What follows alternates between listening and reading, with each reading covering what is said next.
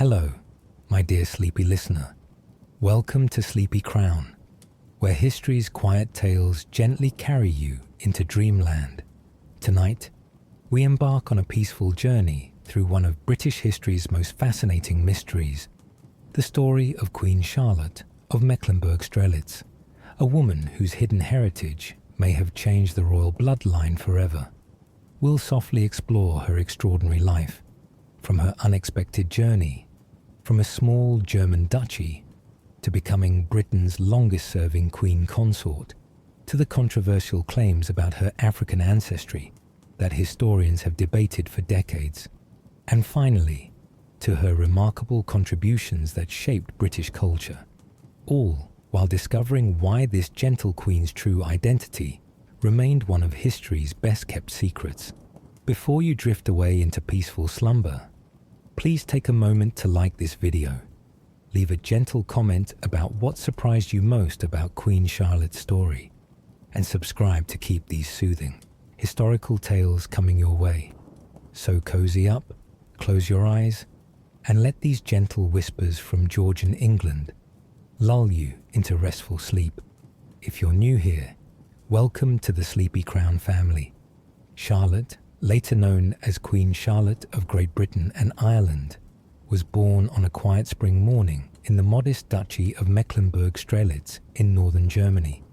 The date was May 19th, 1744, and nothing about this child's birth suggested she would one day become one of the most powerful women in Europe, or that her ancestry would spark a controversy lasting centuries.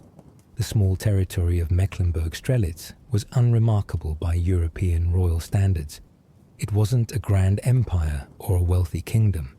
It was simply a quiet duchy tucked away in what is now northern Germany, far from the glittering courts of France, Spain, or England.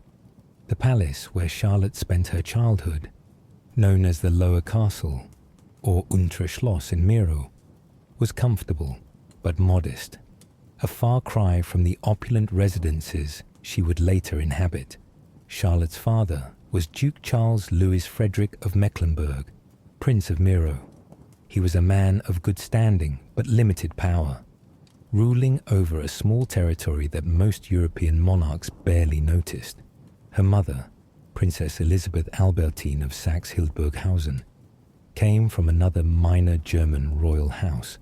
Together, they provided Charlotte with a stable, if unremarkable, upbringing in the provincial German countryside. The young Princess Sophia Charlotte, her full christened name, was the 8th child born to her parents, and she was the youngest daughter in her family.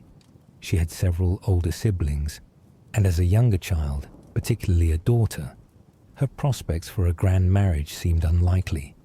In the intricate game of European royal alliances, minor princesses from insignificant duchies were rarely sought after by powerful kings or emperors. Most expected that Charlotte would marry some local nobleman, or perhaps a prince from a neighboring German state, living out her days in relative obscurity. Charlotte's early education was typical for a princess of her station. She learned French, which was the language of refined European society throughout the 18th century. She studied music with great dedication, becoming proficient at the harpsichord, a skill that would later bring her immense joy and connect her with some of the finest musicians of her age. She learned the arts of needlework and drawing, both considered essential accomplishments for a lady of quality.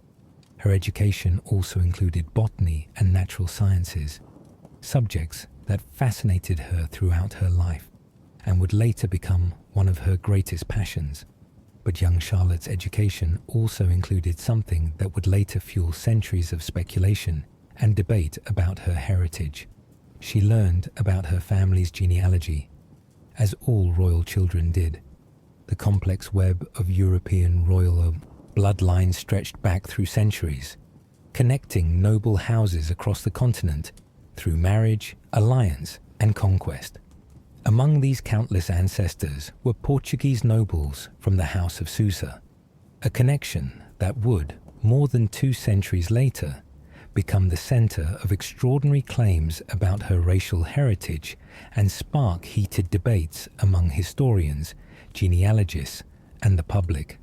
Life in Mecklenburg-Strelitz was simple compared to the great courts of Europe.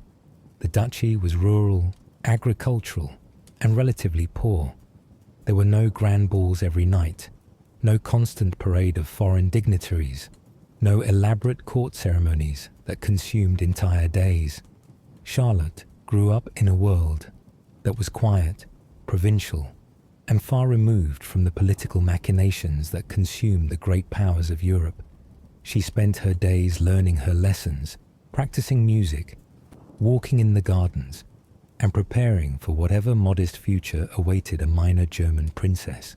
In 1752, when Charlotte was just 8 years old, her father died. This loss was significant for the young girl, removing the male head of her household and leaving her mother to manage the family's affairs with limited resources. Her older brother, Duke Adolphus Frederick IV, inherited their father's titles and territories, but the duchy remained small and poor. He was not able to provide substantial dowries or arrange particularly advantageous marriages for his sisters. The family's prospects remained as modest as they had always been. The years passed quietly for Charlotte. As she entered her teenage years, growing from a child into a young woman, she had no reason to expect that her life would be anything other than what it had always been: the peaceful, unremarkable existence of a minor German princess. Perhaps she would marry someone appropriate to her station. Perhaps she would remain close to her family in northern Germany. Perhaps she would raise her own children in the same quiet countryside where she had been raised. The great world of European politics and power seemed very far away from her small corner of Germany. But fate, as it so often does, had entirely different plans for the young Princess Charlotte. Across the North Sea, in the Kingdom of Great Britain, momentous events were unfolding that would change Charlotte's life forever and potentially alter the course of British royal history in ways that no one could have imagined at the time. In October of 1760, King George II of Great Britain died suddenly at Kensington Palace in London. He was 76 years old and had ruled Britain for 33 years. His death came unexpectedly one morning while he was attending to his private affairs, and it sent shockwaves through the British court and government. What happened next, however, would create a situation that would directly lead to Charlotte's extraordinary destiny and her journey from obscurity to the very centre of British royal life. George II's son Frederick, Prince of Wales, had died years earlier in 1751, well before his father. This tragic early death meant that when George II died, the crown could not pass to a son, but instead had to pass to a grandson, a young man of just 22 years who had never expected to become king so soon, if at all. His name was George William Frederick, and he would be known to history as King George III, the monarch who would rule Britain for nearly 60 years, through some of the most tumultuous times in the nation's history. The new king faced an immediate and pressing problem that could not be delayed or ignored. He was young, unmarried, and had no heir to secure the succession. For the stability and security of the British monarchy, this situation was absolutely untenable and potentially dangerous. The memories of England's brutal civil wars and succession crises were still vivid in the nation's collective memory, passed down through generations. A king without an heir was a king without security, and a kingdom without security was vulnerable to all manner of political intrigues, foreign threats, and domestic instability. King George I, his mother, Princess Augusta of Saxe-Gotha, and his closest advisors immediately understood the urgency of the situation. The young king needed a wife, and he needed one as quickly as possible. Every day that passed without a secure succession was another day of vulnerability for the monarchy and the nation. But finding a suitable bride for the King of England was no simple matter of choosing the prettiest or most charming princess available. She had to meet several crucial and non-negotiable criteria that would severely limit the pool of potential candidates. First, and most importantly, she had to be Protestant. The religious conflicts that had torn England apart in previous centuries, the break with Rome under Henry VIII, the violent swings between Catholicism and Protestantism under his children, the glorious revolution that had deposed a Catholic king, made this requirement absolutely non-negotiable under any circumstances. The Act of Settlement of 1701 had explicitly and permanently barred Catholics from inheriting the British throne, and any marriage that might produce Catholic heirs was completely out of the question. This single requirement eliminated vast numbers of European princesses from consideration, as much of continental Europe remained Catholic. Second, she should ideally be of good moral character and suitable temperament. The British court had endured scandals and difficulties with previous royal consorts who had been unfaithful, politically manipulative, or simply unpleasant, and there was a strong desire among both the royal family and Parliament to avoid such problems with the new king's wife. Third, and this is where Charlotte's prospects suddenly brightened considerably, she should preferably be from a minor, insignificant noble house. This might seem counterintuitive to modern sensibilities. Why wouldn't a king want to marry the most powerful princess available? But there was sound political reasoning behind this preference. A princess from a powerful nation like France, Spain, or Austria might bring with her political entanglements, family ambitions, expectations of influencing British foreign policy, and relatives who would expect favours and positions at court. A princess from an obscure German duchy, by contrast, would arrive in England with no political connections, no powerful relatives expecting to profit from the marriage, and no experience or interest in meddling with affairs of state.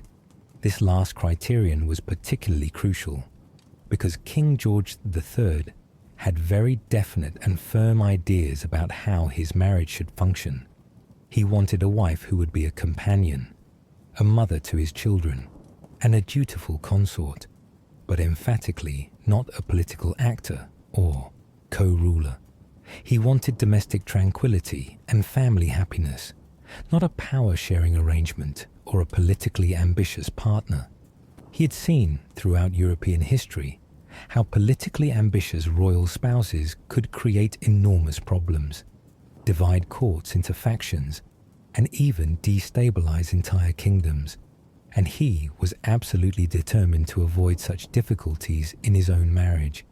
As the search for a bride began in earnest during the winter of 1760 and into 1761, a list of potential candidates was carefully drawn up and evaluated.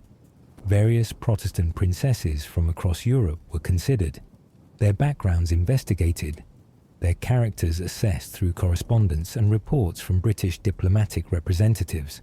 Some candidates were too young, others were too closely related to the king by blood.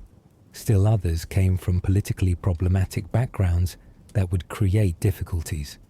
The list grew shorter and shorter as one candidate after another was eliminated for various reasons.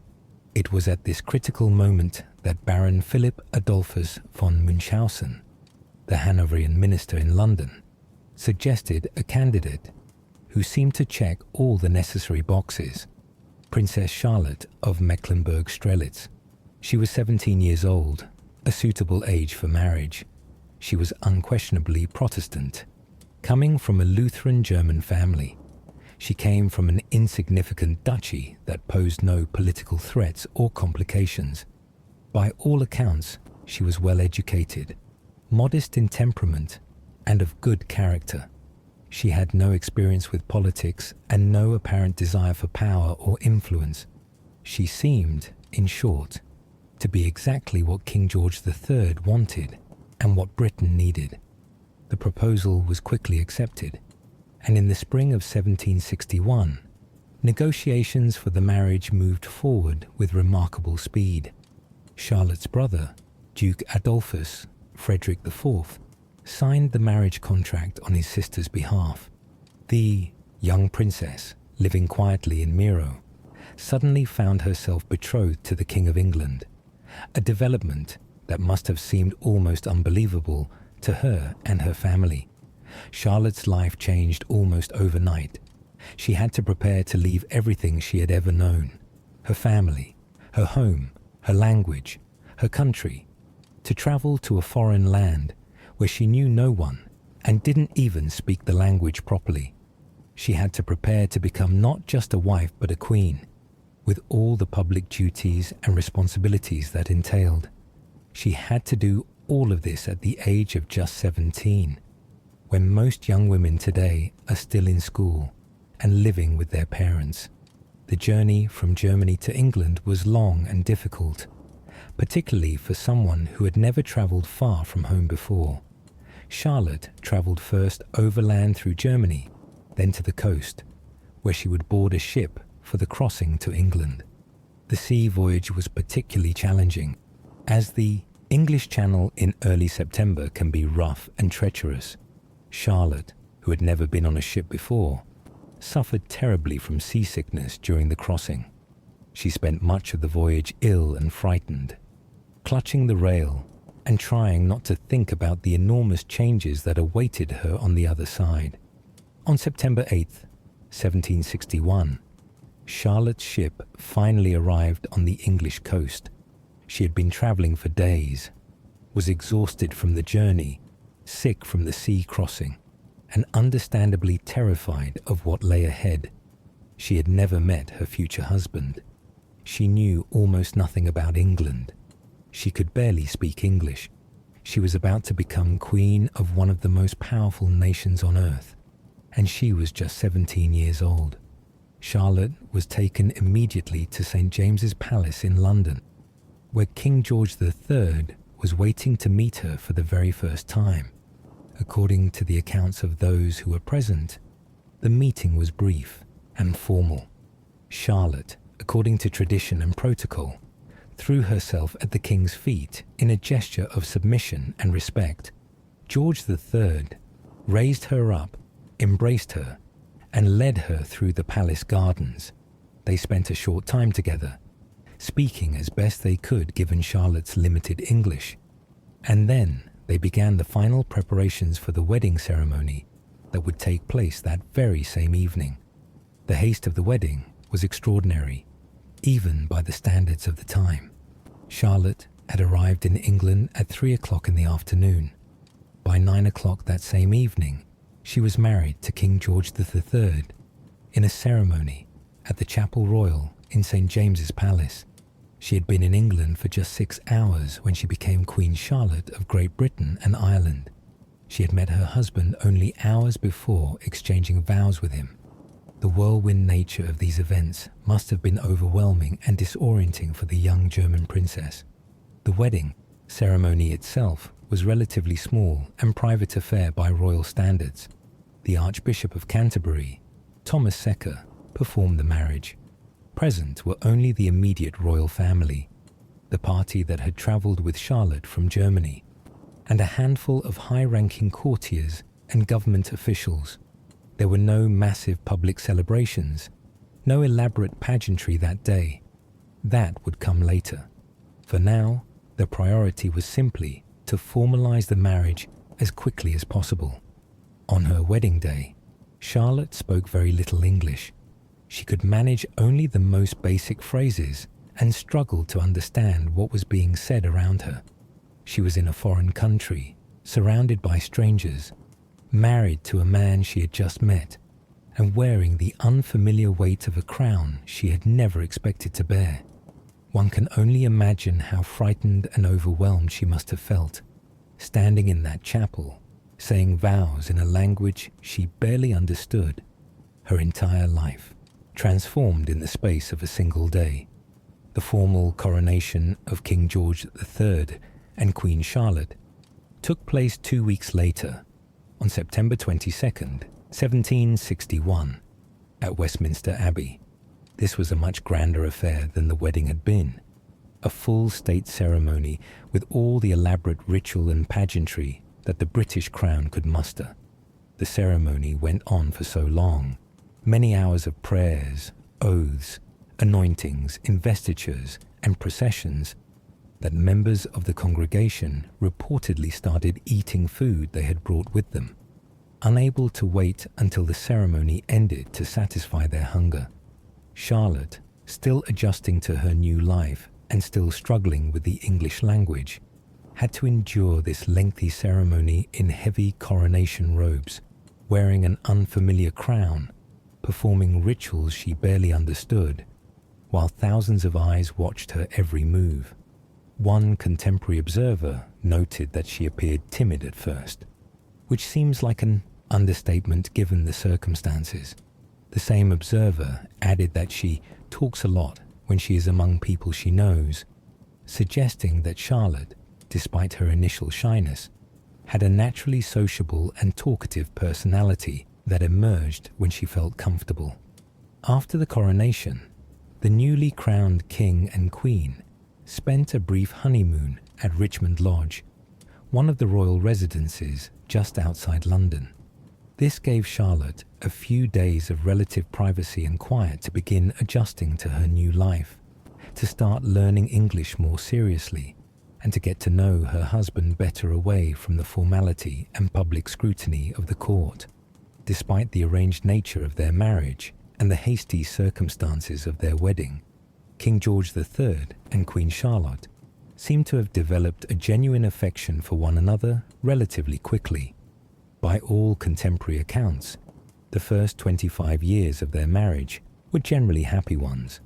They were unusually devoted to each other by the standards of royal marriages, where infidelity and separate lives were often the norm.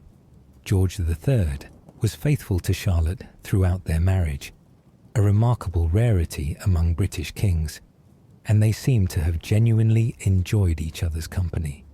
Less than a year after their marriage, on August 12, 1762, Queen Charlotte gave birth to her first child, a son who was named George Augustus Frederick. He would eventually become King George IV.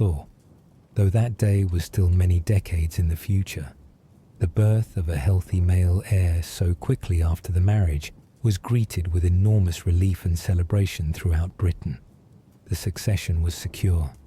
The monarchy was stable. The hasty marriage had served its primary purpose, but this first birth was only the beginning. Over the course of the next 21 years, from 1762 to 1783, Queen Charlotte would give birth to 15 children. 15. The sheer physical toll of this must have been staggering. Charlotte was essentially pregnant or recovering from pregnancy for most of her 20s and 30s. She gave birth to 15 children in 21 years, an average of one child every 16 months, with barely any time to recover between pregnancies. The 15 children, in order of their birth, were George, Prince of Wales, born in 1762, Prince Frederick, Duke of York and Albany, born in 1763, Prince William, who would later become King William IV, born in 1765, Charlotte, Princess Royal, born in 1766, Prince Edward, Duke of Kent, and Strathearn, born in 1767, Princess Augusta Sophia, born in 1768, Princess Elizabeth, born in 1770, Prince Ernest, Duke of Cumberland, born in 1771, Prince Augustus Frederick, Duke of Sussex, born in 1773, Prince Adolphus, Duke of Cambridge, born in 1774, Princess Mary, Duchess of Gloucester, born in 1776, Princess Sophia, born in 1777, Prince Octavius, born in 1779, Prince Alfred, born in 1780, and Princess Amelia, born in 1783. Of these 15 children, 13 survived to adulthood, which was actually a relatively good survival rate for the 18th century, when childhood mortality was high, even among the wealthy and well cared for. Prince Octavius died at the age of 4 in May 1783, after receiving an inoculation against smallpox. The very procedure that was meant to protect him may have contributed to his death. Prince Alfred died even younger, just before his 2nd birthday in August 1782. Their deaths were devastating to both Charlotte and George, and the loss of little Octavius in particular seems to have deeply affected the king's mental state. Charlotte's responsibilities as a mother were enormous, but in many ways, motherhood seems to have been one of the aspects of her life where she found the most satisfaction and purpose. She took an active role in the early education of her children, personally selecting and supervising their governesses and tutors. She spent time with them daily when possible, despite the demands of her royal duties. She was involved in decisions about their upbringing, their education, their moral and religious instruction. However, Charlotte's feelings about pregnancy itself were far less positive. The constant cycle of pregnancy, birth and recovery took an obvious toll on her physical and mental health. In a letter written in 1780, while she was pregnant with her 14th child, Prince Alfred, Charlotte wrote with remarkable candor, "I don't think a prisoner could wish more ardently for his liberty than I wish to be rid of my burden and see the end of my campaign. I would be happy if I knew this was the last time." The language is striking, comparing pregnancy to imprisonment, to a military campaign that she desperately wanted to end. This was not the romanticized view of royal motherhood that the public might have expected, but rather the honest exhaustion of a woman who had been pregnant far too many times. Despite this exhaustion and her private complaints, Charlotte continued to fulfill her duties with remarkable dedication. She attended court functions, hosted diplomatic receptions, supported charitable causes, and maintained the public face of a devoted queen and mother. But the reality behind that public face was far more complicated and difficult than most people realized. Now, we must turn to a subject that has generated intense debate, speculation, and controversy for more than a century. The question of Queen Charlotte's ancestry and the claims that she may have had African heritage through her Portuguese royal bloodlines. This is a topic that requires careful, detailed examination because it involves not just history, but also questions of race, identity, and how we interpret evidence from the past. The claims about Queen Charlotte's possible African ancestry did not emerge during her lifetime or even in the century immediately following her death. They first appeared in 1929, more than a century after Charlotte died, when a German historian named Brunald Springer published a work called Racial Mixture as the Basic Principle of Life. In this work, Springer examined various portraits of Queen Charlotte and argued that certain portraits, particularly those painted by Sir Allan Ramsay, showed features that Springer interpreted as African. Specifically, Springer pointed to what he described as Charlotte's broad nostrils and heavy lips as evidence of African heritage. This claim was picked up and expanded upon by J.A. Rogers, a Jamaican-American self-taught historian and journalist, in his 1940 book, Sex and Race, Volume 1.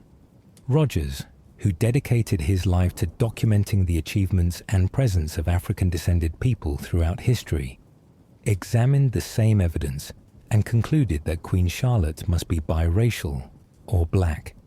Rogers was writing during a period when segregation and racial discrimination were still the law in much of the United States, and his work was partly aimed at challenging racist assumptions about racial purity and the supposed superiority of European bloodlines.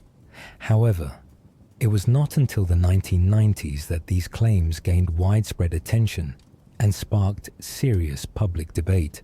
In 1996, a researcher named Mario de Valdes y Cocom presented his findings about Queen Charlotte.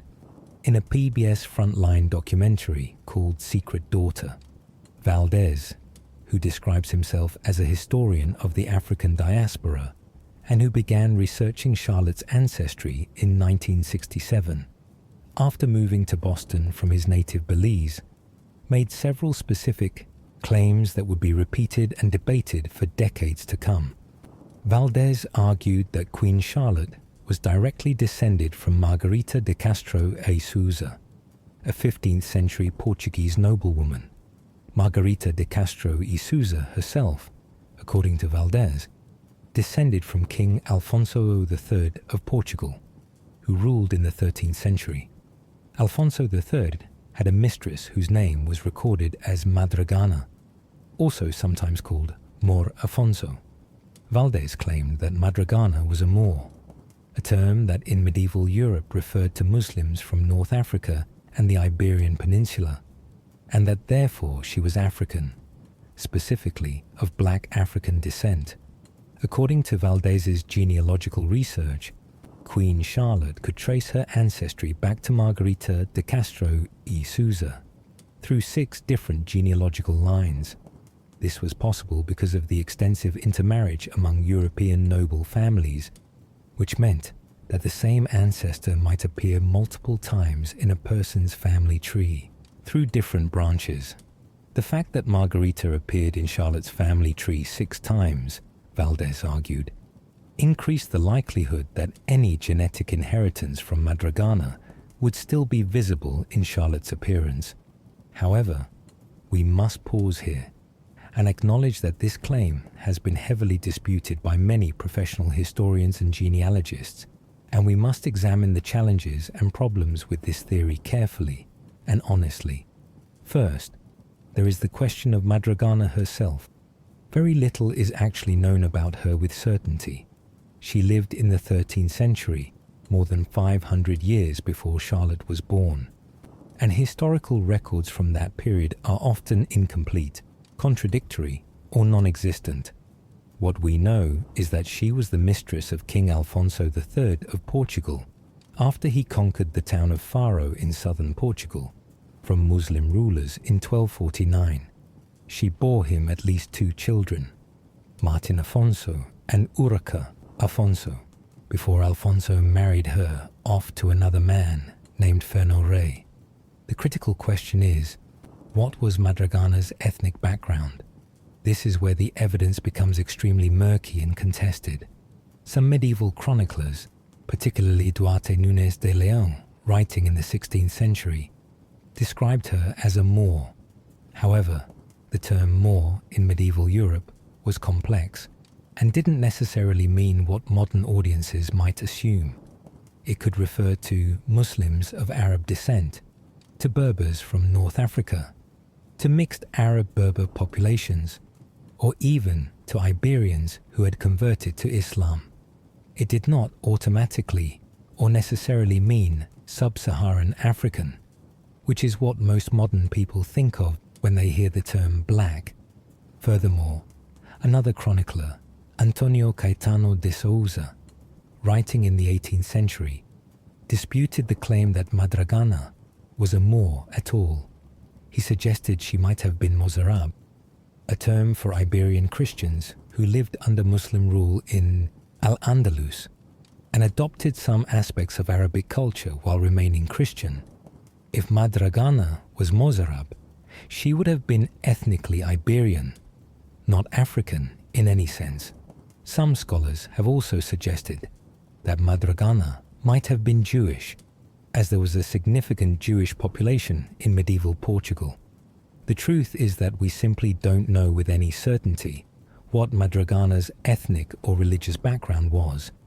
The historical record is too incomplete and too contradictory to make definitive claims.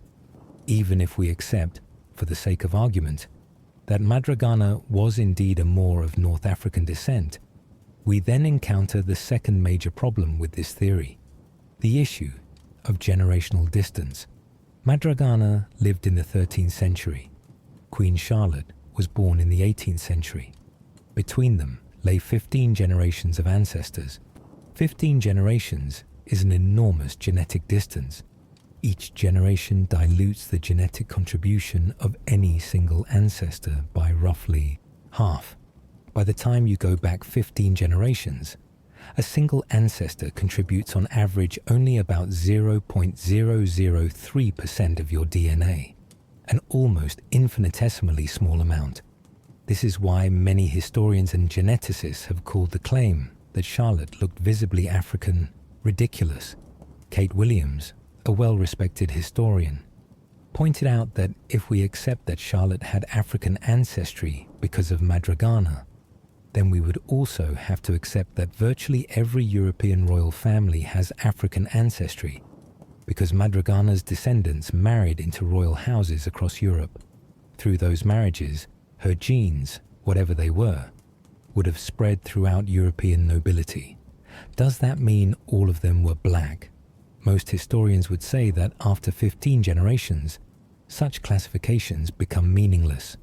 The third piece of evidence that Valdes and others have pointed to is contemporary descriptions of Queen Charlotte's appearance. The most frequently cited is a description written by Baron Christian Friedrich Stockmar, who served as personal physician to Charlotte's grandson-in-law, Leopold I of Belgium. In his diary, Stockmar described Charlotte as small and crooked, with a real mulatto face. This quote has been repeated countless times as evidence of Charlotte's African ancestry. However, there are several problems with using this quote as definitive evidence. First, Baron Stockmar arrived at the British court in 1816, just 2 years before Charlotte died. By that time, she was 72 years old, had suffered through decades of stress related to her husband's mental illness, and was in declining health herself. She died just 2 years after Stockmar first saw her. Whatever Stockmar was describing, he was describing an elderly, unwell woman near the end of her life, not the young queen, whose portraits from the 1760s show a very different appearance. Second, the term mulatto face in Stockmar's time could have meant something quite different from what we understand today. The racial categories and language of the early 19th century were not the same as ours. Stockmar might have been commenting on features that had nothing to do with African ancestry, perhaps an unusual facial structure, or skin darkened by age and illness, or simply features that didn't conform to his personal standards of beauty. Third, we should note that many other people who knew Charlotte well and spent far more time with her than Stockmar did, never mentioned anything about African features. If Charlotte truly had unmistakable African appearance, as Valdes claimed, it seems remarkable that most of her contemporaries failed to notice or mention it. Another piece of evidence often cited is a comment attributed to Sir Walter Scott, the famous Scottish novelist, who reportedly wrote that Queen Charlotte was ill-coloured.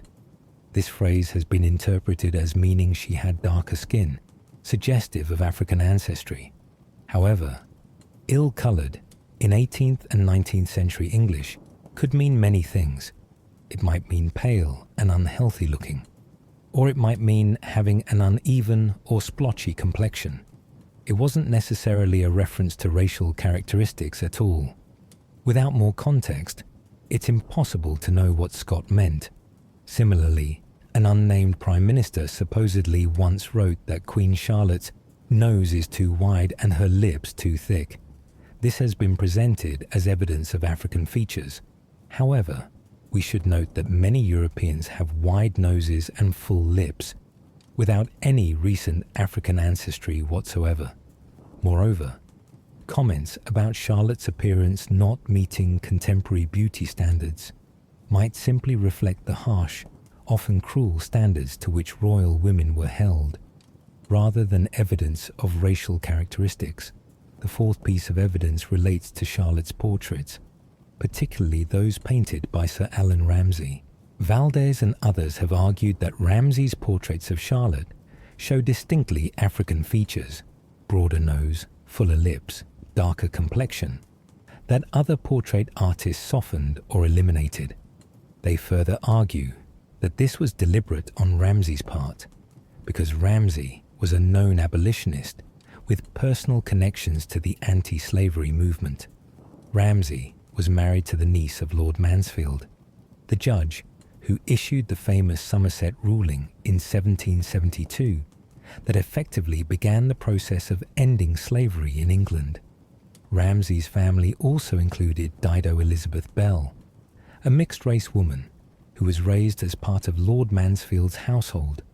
The theory suggests that Ramsay, sympathetic to the abolitionist cause and aware of Charlotte's ancestry, deliberately chose to emphasize rather than minimize her African features in his portraits, possibly hoping that having a mixed-race queen might help the cause of abolition. This is an intriguing theory, but it also has problems. First, Ramsay painted Charlotte's official coronation portrait in 1761, when she was just 17 years old and had just arrived in England. This was 11 years before the Somerset case and before the abolitionist movement had gained serious momentum in Britain. Would Ramsay have been thinking about these political implications at that early date? Second, we should remember that portrait painting in the 18th century was an art form with its own conventions and styles. Different artists had different techniques, different preferences, different ways of depicting their subjects. Ramsay's style was generally more realistic and less flattering than some of his contemporaries. He didn't idealize his subjects as much as other court painters did, so the differences between his portraits of Charlotte and those by other artists might simply reflect artistic style rather than a deliberate political statement about race. Third, we must acknowledge that the interpretation of Charlotte's features in these portraits is highly subjective. What one person sees as clearly African features, another person might see as simply individual variations in appearance that have nothing to do with ancestry. Different people, looking at the same portrait, come to different conclusions, which suggests that the evidence is not as clear-cut as supporters of the theory claim. When we look at all the portraits of Queen Charlotte painted throughout her life, we see considerable variation. Some show her with a broader nose and fuller lips. Others show her with more typically Northern European features. Some show her with relatively dark skin. Others show her with quite pale skin. This variation is typical of portrait painting from this period, where artists often idealized or modified their subject's appearance according to conventions of beauty, the preferences of the patron, or simply their own artistic style. The debate about Queen Charlotte's ancestry raises broader questions about how we define racial identity, especially when looking at people from the past. In the modern United States, the one-drop rule, the idea that any African ancestry, no matter how remote, makes someone black, has historically influenced how people think about race. But this rule was specific to American history and American systems of slavery and segregation. It was not how race was understood in 18th century Europe. In Charlotte's time, if she had an ancestor 15 generations back who might have been North African, this would not have made her black in the eyes of her contemporaries. She was German. She was European. She was royal.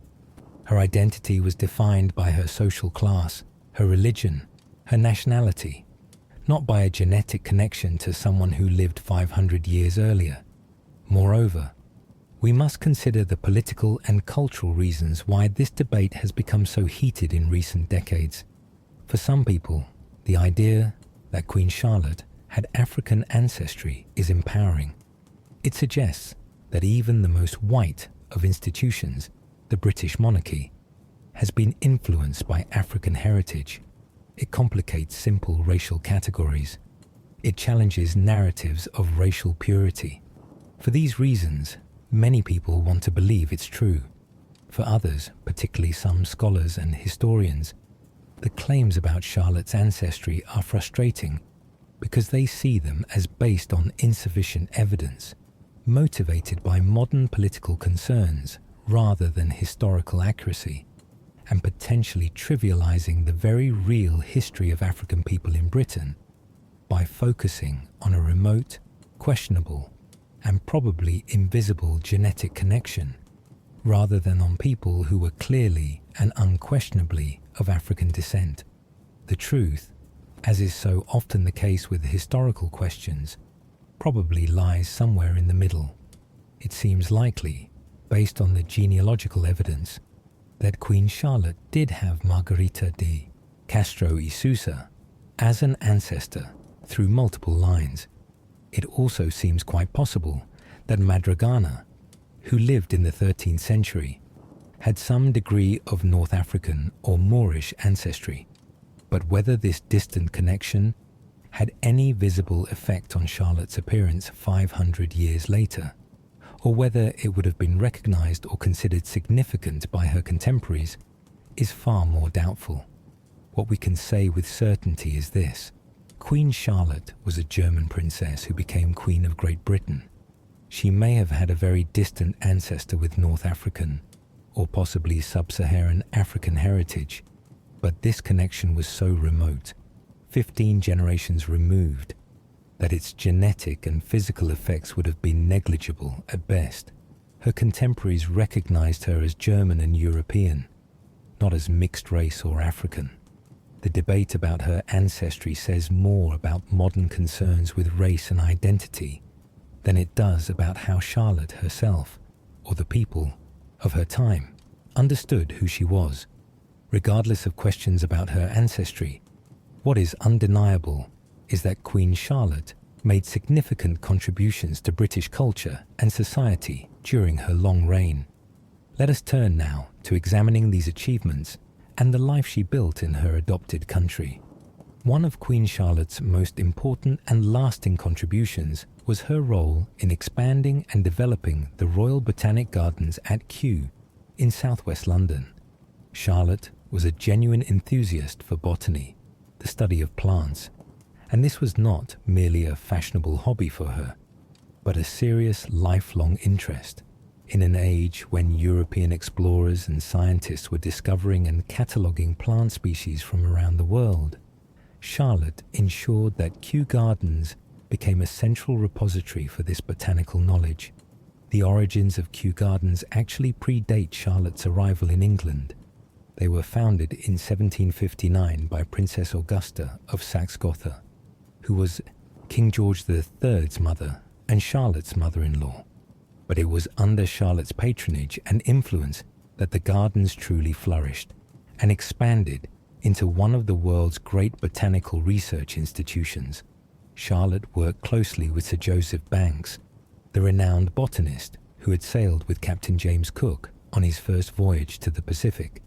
Banks became the unofficial director of Kew Gardens and oversaw a massive expansion of the plant collections. Explorers returning from voyages around the world, to the Pacific, to Africa, to the Americas, would bring back specimens of exotic plants they had discovered. These plants would be brought to Kew, where they would be studied, cultivated, and sometimes propagated.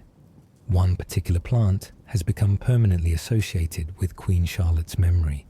In 1788, botanists working at Kew received specimens of a spectacular flowering plant from South Africa. The plant had large, dramatic flowers that looked somewhat like a bird's head with a brilliant orange and blue plume.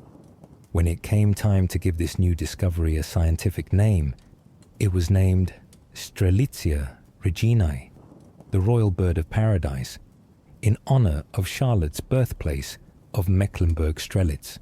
To this day, more than 2 centuries later, this flower still bears Charlotte's name and serves as a living memorial to her love of botany. Charlotte also had a small cottage built at Kew, known as Queen Charlotte's Cottage, which still stands today. This rustic retreat was not meant as a residence, but as a place where Charlotte and her family could gather for informal picnics and afternoon teas away from the formality of court life. The cottage was surrounded by beautiful grounds, and Charlotte had a menagerie built nearby that housed exotic birds, including pheasants, and later even included some of the first kangaroos to arrive in Britain from Australia. Charlotte was not content merely to sponsor and visit Kew Gardens. She was a practicing amateur botanist herself. She drew and painted botanical illustrations of plants, following in the footsteps of other royal women who had pursued this gentle, intellectually respectable pastime. She maintained correspondence with botanists and other learned people, discussing plants and gardening. She kept abreast of new botanical discoveries and took genuine intellectual pleasure in learning about the natural world. Another of Charlotte's significant cultural contributions was her patronage of music and musicians. Charlotte was an accomplished musician herself. Having studied the harpsichord since childhood, she continued to practice and perform throughout her life, and she and King George III would often play duets together, Charlotte on the harpsichord and George on the flute. This shared love of music was one of the bonds that helped keep their marriage strong during its early years. Charlotte's most notable musical patronage went to Johann Christian Bach, who was the youngest son of the great composer Johann Sebastian Bach. Charlotte appointed him as her music master and helped him secure the position of Master of the Queen's Music, a prestigious royal appointment that provided a steady income and high status. Johann Christian Bach composed music for Charlotte, taught her children, and performed at court concerts. He became known as the London Bach and had a significant influence on musical life in England during the second half of the 18th century. In 1764, Charlotte and George had the opportunity to host a remarkably gifted young musician, an 8-year-old boy named Wolfgang Amadeus Mozart. The young prodigy, along with his father and sister, was touring Europe to display his extraordinary musical talents, and they spent several months in England. Mozart performed for the king and queen multiple times, and Charlotte was evidently charmed by the precocious child. Years later, Mozart would dedicate his Opus 3, a set of sonatas, to Queen Charlotte in gratitude for her patronage and hospitality during that formative period of his life. Charlotte also had close relationships with various Wedgwood, the famous pottery manufacturer. Josiah Wedgwood created special pieces for Charlotte, and she helped make Wedgwood's pottery fashionable at court and among the upper classes.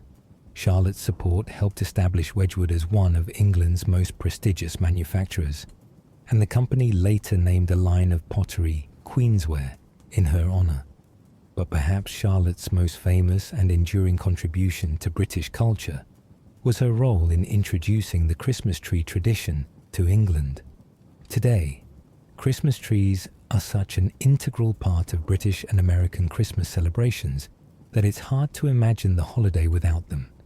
But in 1780, when Charlotte first brought this tradition from her native Germany to England, it was completely unfamiliar to the British people.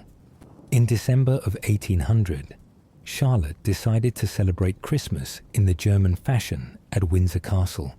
She had a yew tree brought inside and placed in a large tub in one of the drawing rooms.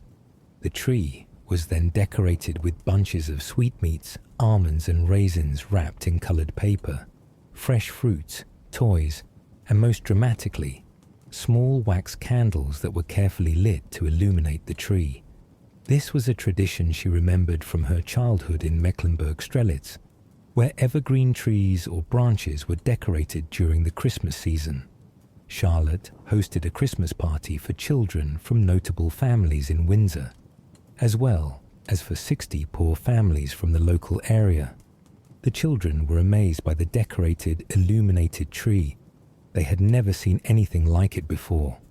One gentleman present, Dr. John Watkins, wrote a detailed description of the event, marveling at the immense tub with a yew tree placed in it, from the branches of which hung bunches of sweetmeats, almonds and raisins in papers, fruits and toys, most tastefully arranged, and the whole illuminated by small wax candles. It's important to note that Charlotte introduced this tradition in 1800, but it didn't immediately become widespread in Britain. The Christmas tree would remain a relatively obscure German custom for several more decades. It wasn't until the 1840s when Queen Victoria and her German husband Prince Albert revived the tradition and popularized it through widely distributed illustrations of the royal family gathered around their Christmas tree that the custom truly took hold among the British public. But Charlotte deserves credit as the person who first brought this tradition to England and planted the seed, so to speak, that would later bloom into one of the most beloved Christmas customs. Charlotte's life as queen was not all cultural pursuits and botanical interests, however. The demands of her position were constant and often exhausting. She had to maintain an active social calendar, hosting diplomatic receptions, attending state functions, appearing at court ceremonies. She had to manage her large household, which included hundreds of servants, ladies-in-waiting, and various officials. She had to oversee the upbringing and education of her many children. She had to support various charities and serve as patron to numerous organizations. The official residence of the King and Queen was St. James's Palace in London, but in 1762, shortly after their marriage, King George III purchased a property called Buckingham House for Charlotte. This house, which would much later be expanded and renovated into today's Buckingham Palace, was meant to be a private retreat for Charlotte, away from the formal obligations of court life at St. James's. It came to be known as the Queen's House, and it was here that Charlotte found some measure of domestic peace and comfort. 14 of her 15 children were born at Buckingham House, and she spent as much time there as her duties would allow. Charlotte also purchased Frogmore House in Windsor Park in 1792. This became another private retreat, particularly for Charlotte and her unmarried daughters. The house had beautiful grounds that Charlotte could design and tend herself. Indulging her love of gardens and landscape design, Frogmore became a place where Charlotte could escape the pressures of court and public life, working in her gardens, spending time with her daughters, and finding some measure of peace. But despite these retreats, and despite the comforts of her position, Charlotte's life was increasingly overshadowed by a terrible burden that would dominate the second half of her marriage and cause her profound distress: the mental illness of her beloved husband, King George III. The first signs that something was seriously wrong with the king appeared in 1765, just 4 years after his marriage to Charlotte. George experienced what seems to have been a relatively brief episode of illness that involved both physical and mental symptoms. The exact nature of this first episode is unclear, because detailed medical records from that time have not survived, but it appears to have included chest infections and what some observers described as depressive symptoms. The king recovered after a few weeks, and life returned to normal, or so everyone hoped. It was not until 1788, 23 years later, that the king suffered his first severe and prolonged episode of mental illness. This episode was frightening, disorienting, and deeply traumatic for everyone involved, but especially for Queen Charlotte, who had to watch her husband, the man she loved, the father of her children, descend into a state of acute mental crisis. The episode began in the summer of 1788, when George spent 5 weeks at Cheltenham, taking the waters at the spa there, apparently suffering from some kind of digestive or biliary complaint. His condition did not improve, and by October, when the royal family returned to Windsor, it became clear that something was very seriously wrong with the king. He began exhibiting increasingly bizarre and alarming behaviors. King George became agitated, restless, and unable to sleep. He talked incessantly, sometimes speaking until his voice gave out completely and he could only whisper. His speech became rapid, disjointed, and often incoherent. He jumped from topic to topic without logical connection. He made inappropriate sexual advances toward women of the court, including his own daughters, behavior that was completely unlike his normally reserved and morally upright character. He became violent, attacking his attendants and even physically assaulting members of his own family. The king's behavior was classified at the time as mania or madness, but what was actually wrong with him has been debated by medical historians for more than 2 centuries. For many years, the prevailing theory was that George III suffered from porphyria, a rare hereditary blood disorder that can cause neurological and psychiatric symptoms during acute attacks. This theory was popularized in the 1960s by 2 psychiatrists, Ida McAlpine and Richard Hunter, and it became so widely accepted that it appeared in history books, museums, and even inspired plays and films like The Madness of King George. However, more recent medical research has cast serious doubt on the porphyria diagnosis. Modern experts who have reviewed the extensive medical records from George's illness, more than 100 volumes of documents describing his symptoms and treatment, have concluded that he most likely suffered from bipolar disorder, specifically bipolar disorder type 1, characterized by severe episodes of mania alternating with periods of normal functioning or depression. The symptoms George displayed during his manic episodes match the criteria for acute mania very closely: racing thoughts, pressured speech, greatly decreased need for sleep, agitation, inappropriate sexual behavior, impulsivity, poor judgment, and in severe cases, violence and psychosis. Between episodes, George could function normally, even brilliantly, for years at a time, which is also consistent with bipolar disorder. There is also evidence that George's condition was exacerbated, possibly even triggered, by the treatments his doctors prescribed. Hair analysis conducted in 2005 showed that George had extraordinarily high levels of arsenic in his system, more than 200 times the toxic level. Where did this arsenic come from? Almost certainly from his medications. One of the most commonly prescribed treatments for the king was something called James's powder, which was supposed to induce vomiting and thereby purge the body of disease. James's powder was made from antimony, a metallic element, and antimony compounds were frequently contaminated with arsenic. The king was given James's powder multiple times daily during his episodes of illness. He was, in effect, being slowly poisoned by the very treatments that were supposed to help him. Arsenic poisoning can cause or worsen neurological symptoms, mental confusion, and behavioral changes. It's entirely possible that the treatments George received made his condition far worse than it would otherwise have been. The treatments themselves were brutal. When the king became violent or uncontrollable, his attendants would put him in a straitjacket, a canvas garment that bound his arms and restrained his movements. He would be strapped into a restraint chair, unable to move for hours at a time. If he refused to eat because the illness affected his ability to swallow, food would be forced down his throat. He was subjected to blistering, a procedure where caustic powder was applied to his legs until they formed painful blisters, based on the medical theory that this would draw disease out of the body. He was given emetics to make him vomit repeatedly. He was kept isolated from his family, sometimes not allowed to see even Charlotte for weeks at a time. For Queen Charlotte, watching her husband suffer through this nightmare was agonizing.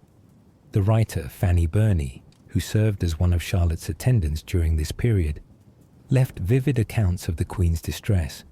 Burney wrote that Charlotte was almost overpowered with some secret terror, and that she made struggles to support serenity, even though she was clearly affected beyond all expression.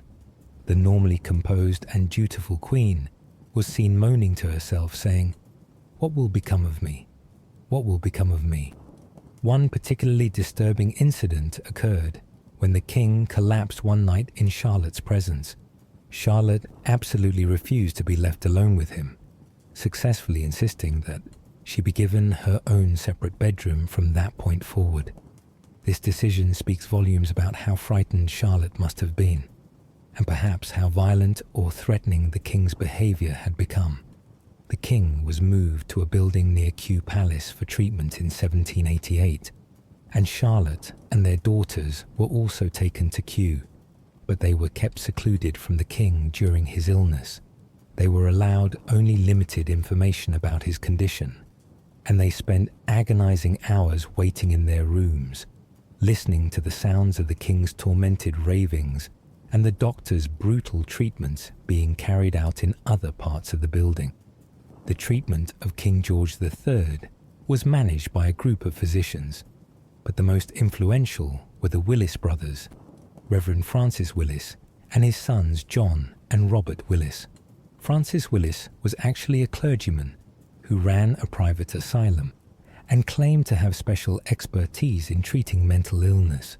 The Willis family's methods were based on the prevailing theories of the time, which held that madness resulted from a loss of self-control and could be cured by enforcing external control through coercion, restraint, and intimidation. The king was terrified of the Willises and their treatments. There are accounts of him begging not to be turned over to them, pleading with his attendants, asking to see his wife and children. But the medical orthodoxy of the time held that firmness and discipline were essential to cure madness, and so the brutal treatments continued. By February 1789, after nearly 4 months of this ordeal, the king's condition began to improve. The mania subsided. His speech became more coherent. His behavior normalized. He was eventually allowed to see Charlotte and his children again. By March, he was well enough to resume some of his royal duties. Britain erupted in celebration at the news of the king's recovery. Special Thanksgiving services were held in churches across the country. People genuinely loved their king and were overjoyed that he had returned to health. However, the damage done to Charlotte's relationship with her husband during this crisis was severe. Charlotte had been traumatized by watching George descend into violent madness.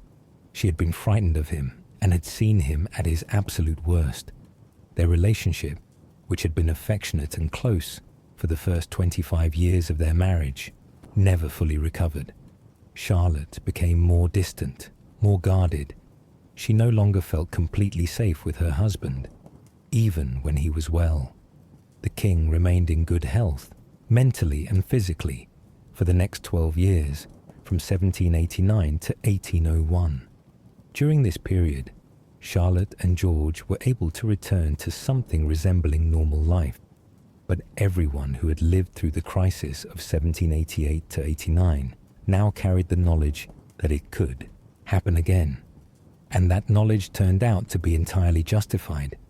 In 1801, the king suffered another episode of mental illness. This one was less severe and shorter than the 1788 episode, but it was still deeply disturbing. Charlotte had to endure once again the fear of watching her husband become someone she didn't recognize, someone who frightened her. The king recovered after several weeks, but the recurrence confirmed everyone's worst fear. This was not something that had happened once and would never return. It was a chronic condition that could resurface at any time. 3 years later, in 1804, the king relapsed again.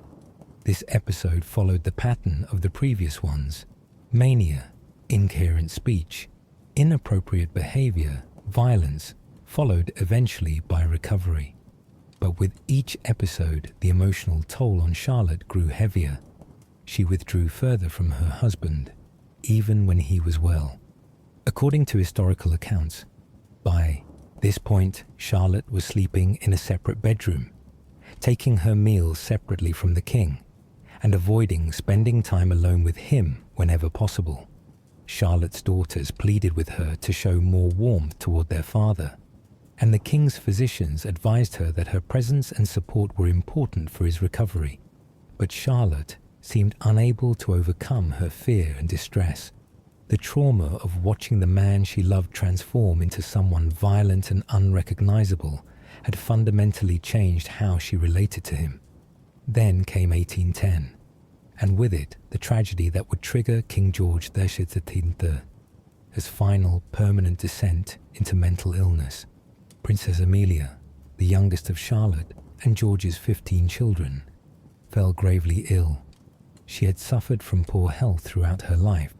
She had been seriously ill with tuberculosis as a teenager and had never fully recovered.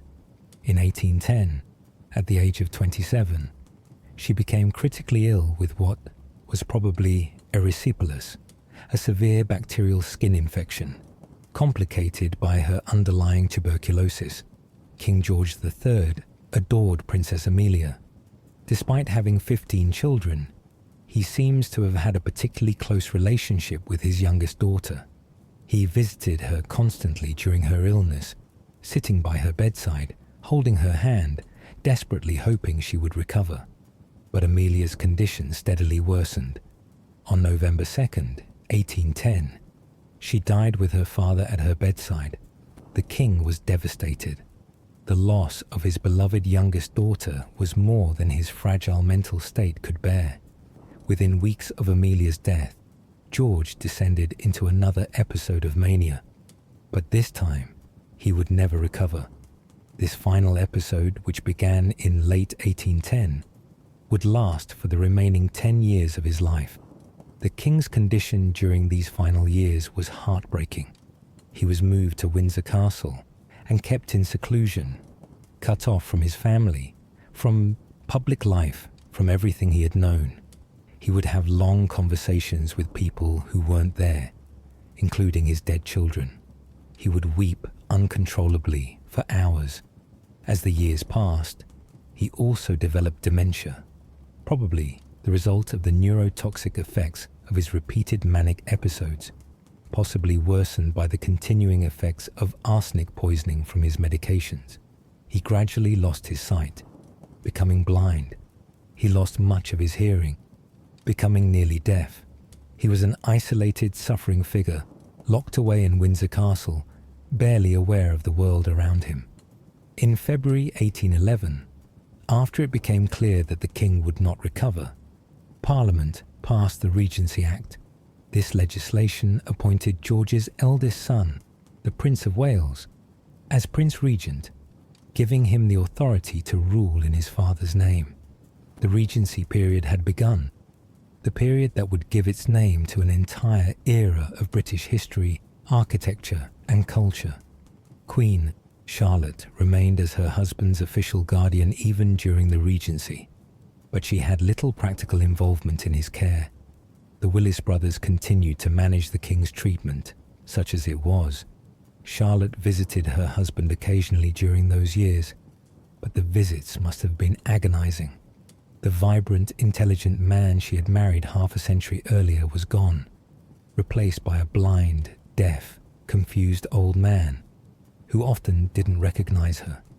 Meanwhile, Charlotte herself was aging, and her own health was declining. She had endured decades of stress, the constant pregnancies, the demands of her royal position, the trauma of her husband's illness, conflicts with her adult children over money and marriages and politics. All of it had taken its toll. By 1818, Charlotte was 74 years old and suffering from dropsy, an old term for severe edema, the accumulation of fluid in the body's tissues that causes painful swelling. Dropsy was usually a symptom of heart failure, kidney failure, or liver disease. Charlotte was in considerable pain and required constant medical attention. She was so unwell that she could no longer travel and had to remain at Kew Palace. Two of Charlotte's sons, Prince William, later King William IV, and Prince Edward, father of Queen Victoria, were planning their weddings. Under normal circumstances, such royal weddings would have been grand state occasions held in London with hundreds of guests. But because Charlotte could not travel, and because the royal family wanted her to be present, Both weddings were hastily arranged to take place at Kew in a double ceremony, so that their mother could attend without having to leave her sickbed. Charlotte's health continued to deteriorate through the autumn of 1818. On November 17, 1818, she died while seated in an armchair at Kew Palace. Her eldest son, the Prince Regent, was present, holding her hand. Several of her other children were also there to say goodbye. She was 74 years old and had served as Queen Consort of Great Britain for 57 years and 70 days, the longest-serving Queen Consort in British history at that time, a record she would hold until Prince Philip surpassed it in the 21st century. Charlotte was buried on December 2nd at St. George's Chapel in Windsor Castle. The funeral was a relatively quiet affair, as her husband, still alive but completely incapacitated at Windsor, was unable to attend and probably didn't even understand that she had died. King George III outlived his wife by just over a year.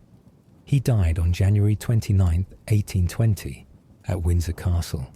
He was 81 years old and had ruled Britain for nearly 60 years, making him the longest reigning king in British history at that time. He probably never knew that Charlotte had died. In the final year of his life, he was completely blind, largely deaf, and so confused that he was unaware of what was happening around him. When Charlotte dictated her will on the day before her death, her personal estate was valued at less than £140,000, equivalent to about £12 million in today's money. Most of that value consisted of her jewellery collection. For a woman who had been queen for nearly 60 years, this was a remarkably modest sum, suggesting that Charlotte had not accumulated great personal wealth and had probably spent much of her income on charitable causes and supporting her children. Charlotte's legacy is complex and multifaceted. She was a dutiful queen who fulfilled her primary responsibility, providing heirs to the throne, with almost overwhelming success. 15 children from one marriage was extraordinary even by the standards of the time. Through those children, she became the direct ancestor of many European royal houses. Her granddaughter Victoria would become one of Britain's greatest monarchs, ruling for 63 years and giving her name to an entire age. Through Victoria, Charlotte's blood flows in the veins of virtually every current European monarch. Charlotte was a patron of the arts, sciences, and culture. She helped make Kew Gardens into one of the world's great botanical research institutions. She supported musicians, artists, and craftspeople. She introduced the Christmas tree tradition to England, a custom that would eventually spread across the English-speaking world and become one of the most beloved holiday traditions. She was an amateur scientist with genuine interest in and knowledge of botany. Charlotte was also a woman who endured tremendous hardships. She was plucked from her quiet German home at 17 and thrust into one of the most demanding roles in the world. She spent more than 20 years in almost constant pregnancy and childbirth, bearing 15 children in 21 years. A staggering physical and emotional burden. She watched 2 of those children die young. She watched her beloved husband descend into terrifying madness and spent the second half of her marriage living with fear and trauma. She endured conflicts with her adult children, particularly her eldest son, the Prince Regent, with whom she clashed over his scandalous lifestyle and his treatment of his father. And then there is the question of her ancestry, the controversial and passionately debated theory that Queen Charlotte had African heritage through her distant Portuguese ancestors. As we have explored in detail, this theory is based on thin and problematic evidence. It relies on extremely distant genealogical connections, on ambiguous interpretations of medieval historical records, on subjective readings of portraits, and on contemporary descriptions that are open to multiple interpretations. Most professional historians and genealogists are skeptical of the claim. that Charlotte had visible African features, or that her ancestry would have been recognized as African by her contemporaries.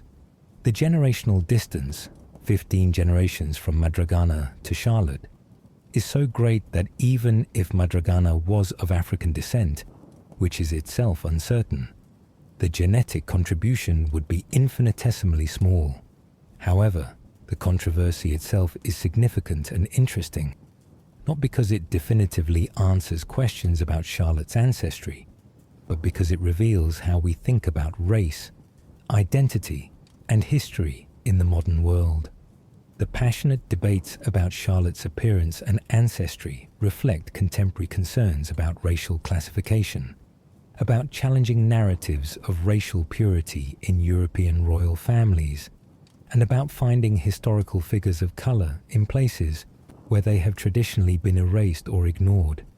What seems most likely is this: Charlotte probably did have Margarita de Castro y Sousa as a distant ancestor, and Margarita may well have had some Moorish or North African ancestry through Madragana. But this connection was so remote, so many generations removed, that it would have had no visible effect on Charlotte's appearance, and it was not something that she or her contemporaries would have considered significant to her identity. Charlotte was recognized and understood by everyone in her own time as a German princess of European nobility who became Queen of Britain. Whether she also had a tiny fraction of African genetic inheritance 15 generations back is an interesting historical question, but it doesn't change the fundamental facts of her life or how she was perceived and treated by the world in which she lived. In recent years, Charlotte's story has gained renewed attention thanks to the Netflix series Bridgerton and its prequel Queen Charlotte: A Bridgerton Story. These shows portray Charlotte as a black woman and present an alternate historical fantasy where her marriage to King George III leads to a racially integrated British aristocracy.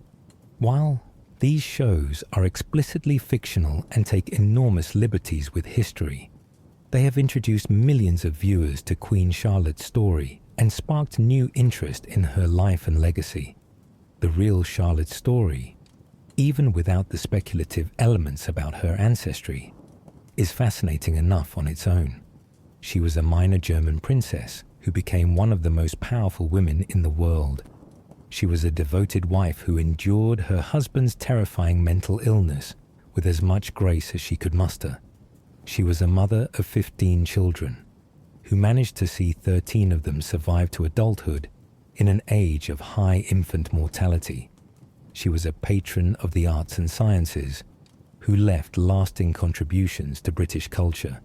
She was a woman who fulfilled the enormous demands placed upon her with remarkable dedication, despite the personal cost.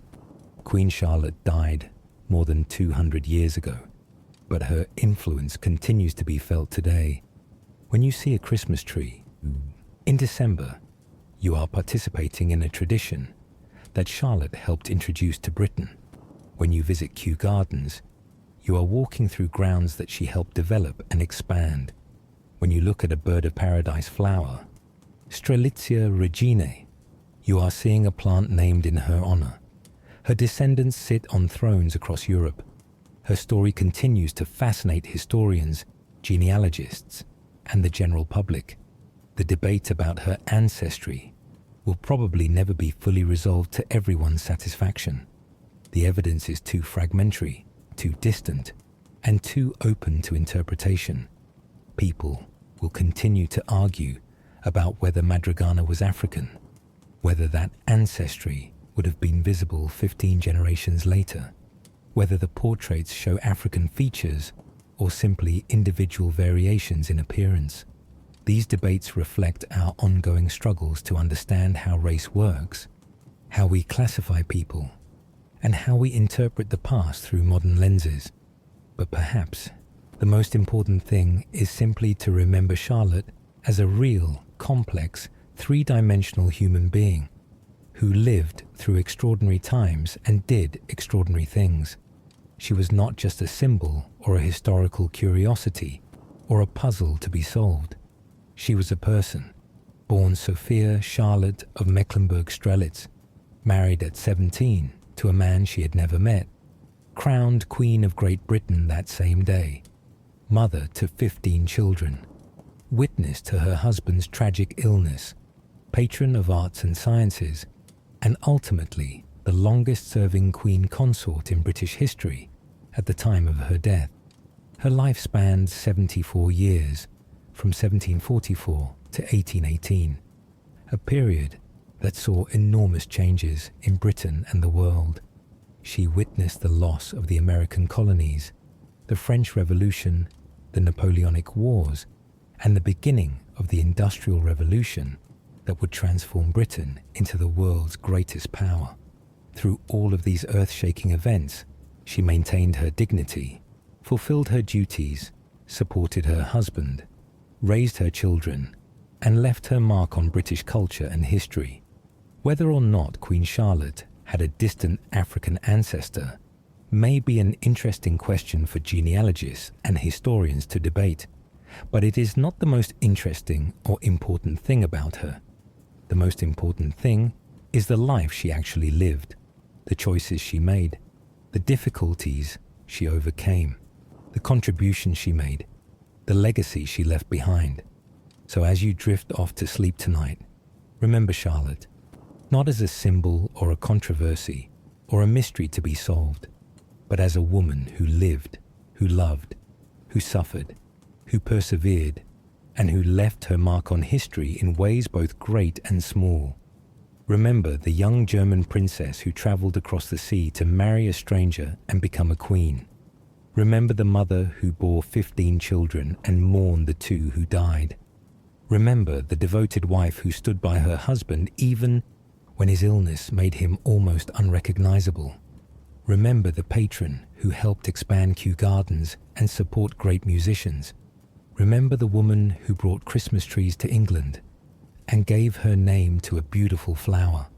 Rest well, dear listener, and let Charlotte's remarkable story carry you gently into peaceful dreams. If you enjoyed this journey through history, please remember to like this video, leave a comment sharing what surprised you most about Queen Charlotte's life, and subscribe to the Sleepy Crown channel for more soothing historical tales. Until next time, sweet dreams from all of us at Sleepy Crown. Before we conclude this peaceful journey through Queen Charlotte's extraordinary life, let us linger a while longer on the details of her story, exploring more deeply the lives of her children, the world she inhabited, and the legacy she left behind. Close your eyes and let these gentle tales carry you toward restful sleep. Charlotte's 15 children were not merely numbers in a royal nursery. Each was an individual with their own personality, their own struggles, their own destinies. Let us spend some time getting to know them, one by one, as Charlotte herself knew them.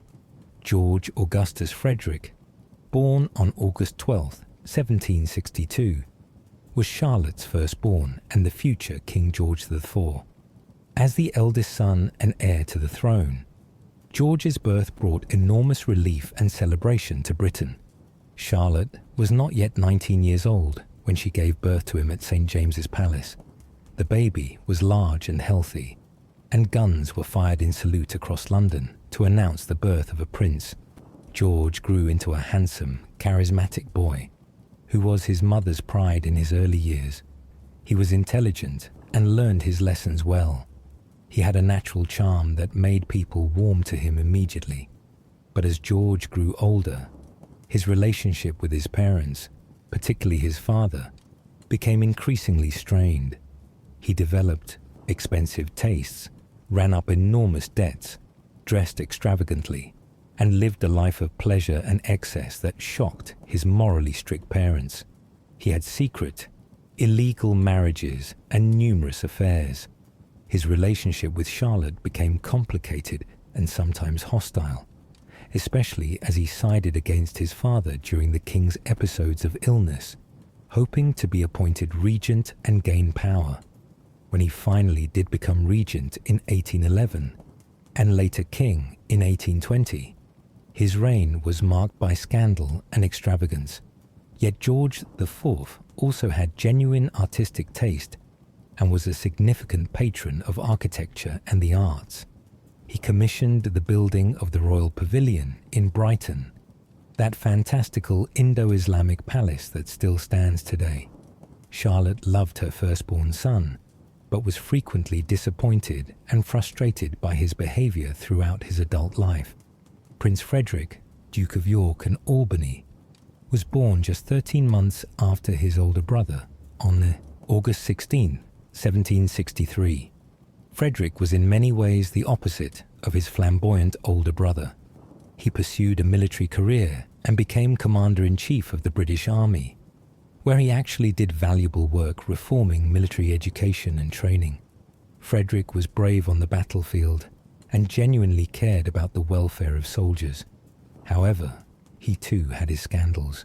He carried on a long affair with Mary Ann Clark, and when that relationship ended badly, she accused him of allowing her to sell military commissions and promotions, essentially claiming that Frederick had permitted corruption in exchange for his mistress's financial gain.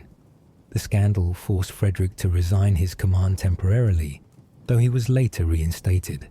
Frederick died in 1827, just 7 years after becoming heir to the throne following George IV's accession. He never had legitimate children, despite being married to Princess Frederica Charlotte of Prussia. Charlotte worried about Frederick during his military campaigns, but was proud of his service to the nation. Prince William, born August 21st, 1765, would eventually become King William IV, though this seemed unlikely for most of his life. As a third son, William was not expected to inherit the throne, so he was sent to join the Royal Navy at the age of 13. He had a genuine naval career, serving as a midshipman and working his way up through the ranks. He saw active service during the American Revolutionary War and became known as the Sailor King because of his genuine naval experience, something no British monarch before or since could claim. William was bluff, direct, and sometimes crude in his manners. He lacked the refined elegance expected of royalty, but he was also honest and straightforward in a way that many people found refreshing. For 20 years, William lived with an actress named Dorothea Jordan, and they had 10 illegitimate children. Together, children whom William genuinely loved and supported. Charlotte was scandalized by this relationship, as Dorothea Jordan was considered far beneath William's station. But William remained devoted to her until financial pressures forced them apart. When William was in his 50s, he finally married Adelaide of Saxe-Meiningen in that double wedding ceremony at Kew that Charlotte attended despite her illness. William and Adelaide had 2 daughters, but both died in infancy. When William unexpectedly became king in 1830 after George IV died without legitimate heirs, he was already 64 years old. His reign lasted only 7 years before he died in 1837, leaving the throne to pass to his niece Victoria, Charlotte's granddaughter. Charlotte knew William as a somewhat rough-mannered but good-hearted son, whose unconventional lifestyle caused her considerable anxiety. Charlotte, Princess Royal, born September 29, 1766, was Queen Charlotte's first daughter and shared her mother's name. Princess Charlotte, often called Young Charlotte or Princess Royal to distinguish her from her mother, was an intelligent and cultured woman. She studied extensively, becoming fluent in multiple languages and developing interests in botany, music, and art, much like her mother.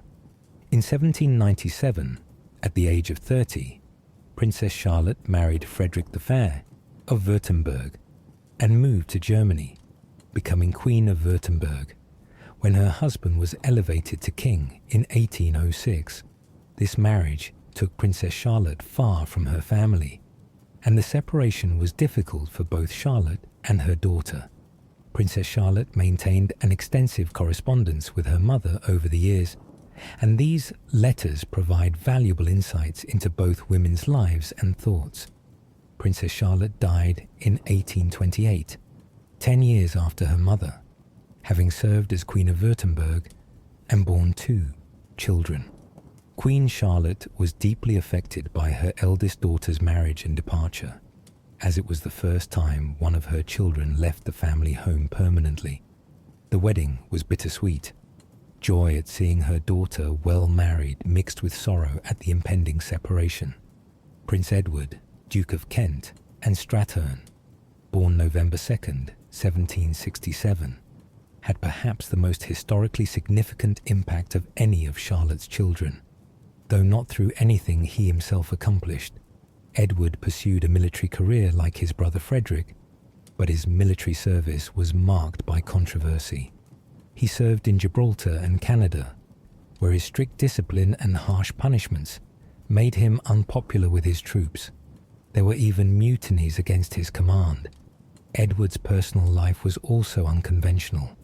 He lived for many years with his mistress, Julie de Saint-Laurent, before duty required him to marry and produce legitimate heirs. At the age of 50, Edward married Victoria of Saxe-Coburg-Saalfeld in that same double wedding ceremony at Kew that Queen Charlotte attended in 1818. Their daughter, born in 1819, just months before Edward died of pneumonia, was named Alexandrina Victoria, known to history as Queen Victoria. Edward never knew that his infant daughter would become one of Britain's greatest monarchs, ruling for 63 years and giving her name to an entire age. Queen Charlotte died before Edward's marriage, but she knew him as a somewhat problematic son, whose military career was troubled, but who remained devoted to his family in his own way. Princess Augusta Sophia, born November 25th, 1768, was Queen Charlotte's second daughter. Augusta never married, spending her entire life as part of her mother's household at Windsor and Kew. Along with several of her sisters, Augusta lived in what the princesses themselves bitterly called the nunnery, the secluded, restricted life at Windsor and Kew, where they were kept under close supervision, had few visitors and little freedom. King George III was reluctant to allow his daughters to marry, particularly to foreign princes who would take them away to other countries, and Queen Charlotte seems to have wanted to keep at least some of her daughters with her as companions. Augusta was talented musically and artistically, but she lived a frustrated life, longing for more freedom and independence than her position allowed. There were rumors, never confirmed, that Augusta had a secret romantic relationship and possibly even a child with one of the king's equerries, but these stories remain unverified. Augusta died in 1840, having never married and having spent her entire life in her parents' shadow. Princess Elizabeth, born May 22nd, 1770, was another of the daughters who spent much of her life in the nunnery at Windsor. Elizabeth was particularly artistic and talented. She became an accomplished painter and even decorated the walls of Queen Charlotte's cottage at Kew with beautiful murals featuring climbing plants, bamboo, convolvulus, and nasturtiums painted directly onto the walls in intricate detail. These murals still exist today and demonstrate Elizabeth's considerable artistic skill. Elizabeth did not marry until she was 48 years old, finally wedding Frederick VI, Landgrave of Hesse-Homburg, in 1818. This was the same year her mother died, so Queen Charlotte lived just long enough to see another daughter finally escape the nunnery and find a husband. Elizabeth lived in Germany with her husband until her death in 1840. Prince Ernest Augustus, Duke of Cumberland, and later King of Hanover, born June 5th, 1771, was perhaps the most controversial of Charlotte's children. Ernest was seriously wounded during military service. Losing sight in one eye and suffering a severe facial scar from a sword cut, he developed a reputation as one of the more sinister and unpopular members of the royal family. Ernest held extremely conservative political views and opposed parliamentary reform. He was rumoured to be involved in various scandals, and there were even whispered accusations, almost certainly false, that he had murdered his valet and committed incest with his sister Sophia. These rumours were probably political attacks rather than truth, but they indicate how unpopular Ernest was with the British public. Despite all this, Ernest married and had a son, and when William IV died without legitimate heirs, the crowns of Britain and Hanover separated because Hanover did not allow female succession. While Victoria became Queen of Britain, Ernest became King of Hanover. He ruled there until his death in 1851. Queen Charlotte's relationship with Ernest is not well documented, but she likely worried about his reputation and controversies. Prince Augustus, Frederick, Duke of Sussex, born January 27, 1773, was one of the more liberal and progressive of Charlotte's children. Unlike his conservative brothers, Augustus supported parliamentary reform, Catholic emancipation, and the abolition of slavery. He was interested in religion, science, and literature, accumulating a large library that he eventually donated to the British Museum. Augustus twice married without his father's permission, once to Lady Augusta Murray, and later to Lady Cecilia Buggin. And because these marriages violated the Royal Marriages Act, they were declared invalid, and his children were considered illegitimate. Augustus seems to have been a kind and thoughtful man, though not particularly effective politically. Queen Charlotte likely had a complex relationship with Augustus, proud of his intellect and character, but frustrated by his illegal marriages and the scandals they created. Prince Adolphus, Duke of Cambridge, born February 24th, 1774, had a successful military career serving in Hanover during the Napoleonic Wars. He married Princess Augusta of Hesse-Kassel in 1818, and they had 3 children, including a son also named George, who later became Duke of Cambridge. Adolphus seems to have been one of the less problematic of Charlotte's children. He did his duty, married appropriately, provided heirs, and avoided major scandals. He lived until 1850, serving as Viceroy of Hanover for many years. Queen Charlotte likely found Adolphus to be one of her more reliable and steadfast children, someone who fulfilled his obligations without the drama that surrounded some of his siblings. Princess Mary, born April 25th, 1776, was Charlotte's 3rd daughter to survive to adulthood. Mary was considered the most beautiful of the princesses, and she had a tragic romantic history.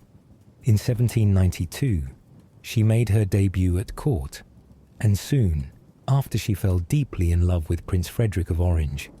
Her parents approved the match, but there was one problem. King George III insisted that Mary's older sisters must marry first before she could. This was devastating for Mary, as she was forced to wait while her older sisters remained unmarried year after year. In 1799, Prince Frederick died, still waiting to marry Mary. She mourned him for nearly 2 decades before finally marrying at age 40, not for love, but for companionship. Her husband was her first cousin, Prince William Frederick, Duke of Gloucester and Edinburgh, who was the son of King George III's brother. They married in 1816, and it seems to have been a pleasant, if not passionate, marriage. They had no children, and Mary lived as Duchess of Gloucester until her death in 1857 at age 81. She was the last surviving child of George III, and Charlotte, outliving all of her siblings. Queen Charlotte witnessed Mary's early heartbreak over Prince Frederick's death, and likely felt guilty about the strict marriage rules that prevented her daughter's happiness. Princess Sophia, born November 3rd, 1777, led perhaps the most tragic and mysterious life of all Charlotte's daughters. Sophia never married and spent her entire life in the royal household, living under the strict control of her parents. She was reportedly the prettiest of the unmarried princesses, but also the most troubled. There is persistent historical speculation, though never definitively proven, that Sophia had a secret love affair with one of her father's equerries, General Thomas Garth, and that she gave birth to his illegitimate child in 1801. If true, the birth would have been concealed as an illness, and the child would have been given up or hidden. This scandal, if it occurred, would have been devastating to the family. Sophia certainly seems to have been deeply unhappy, living a restricted and unfulfilled life at Windsor and Kew. After both her parents died, Sophia lived with her brother, the Prince Regent, until her own death in 1848. Queen Charlotte, if she knew or suspected about Sophia's secret, would have been heartbroken and ashamed, though the truth remains lost to history. Prince Octavius, born February the 23rd, 1779, was one of the two children who died in infancy. Octavius was reportedly a charming, happy child who was particularly beloved by his father, King George III. In 1783, when Octavius was 4 years old, he was inoculated against smallpox, a procedure that usually provided protection against the deadly disease but occasionally caused severe reactions. Tragically, Octavius fell ill after the inoculation and died on May 3rd, 1783. His death devastated both parents. King George III was particularly affected, and some historians believe that this loss contributed to his later mental health problems. Queen Charlotte mourned her little son deeply, and his death cast a shadow over what should have been the happy childhood years of her younger children. Prince Alfred, born September 22nd, 1780, was Charlotte's 14th child. Alfred was a sickly baby from birth, never thriving the way his siblings had. He died when he was not quite 2 years old, on August 20th, 1782, less than a year before his brother Octavius would die. The loss of two young children in such close succession was heartbreaking for Charlotte. Alfred's death, coming first, was a terrible blow, and when Octavius died less than a year later, the grief must have been almost unbearable. These deaths would have reminded Charlotte, as if she needed reminding, that even queens and princes were not safe from the childhood diseases that killed so many children in the 18th century, regardless of wealth or status. Princess Amelia, born August 7th, 1783, was Charlotte's youngest child and last baby. Amelia's birth came shortly after the deaths of Octavius and Alfred, and she may have been an attempt to fill the void left by those losses. Amelia grew into a lively, attractive young woman, but she was never truly healthy. As a teenager, she contracted tuberculosis, which left her with weakened health for the rest of her short life. Amelia also fell in love with one of her father's equerries, Charles Fitzroy, but like her sisters, she was not permitted to marry him. This doomed love affair, combined with her deteriorating health, made Amelia's final years deeply unhappy. In 1810, at the age of 27, Amelia became critically ill with erysipelas, complicating her tuberculosis, and she died with her grieving father at her bedside. Her death triggered King George III's final descent into permanent madness, as he simply could not endure losing his youngest child. For Charlotte, Amelia's death was the loss of her baby, the child she had borne in sorrow after losing two sons, the daughter who had been with her for 27 years. It was a devastating blow that came just 8 years before Charlotte's own death. These 15 children, each with their own personality, their own struggles, their own destinies, were the center of Charlotte's life for decades. She had borne them all, nursed many of them through childhood illnesses, overseen their education, watched them grow into adults, dealt with their scandals and triumphs, married some of them off, and buried 2 of them as children and 1 as an adult before her own death.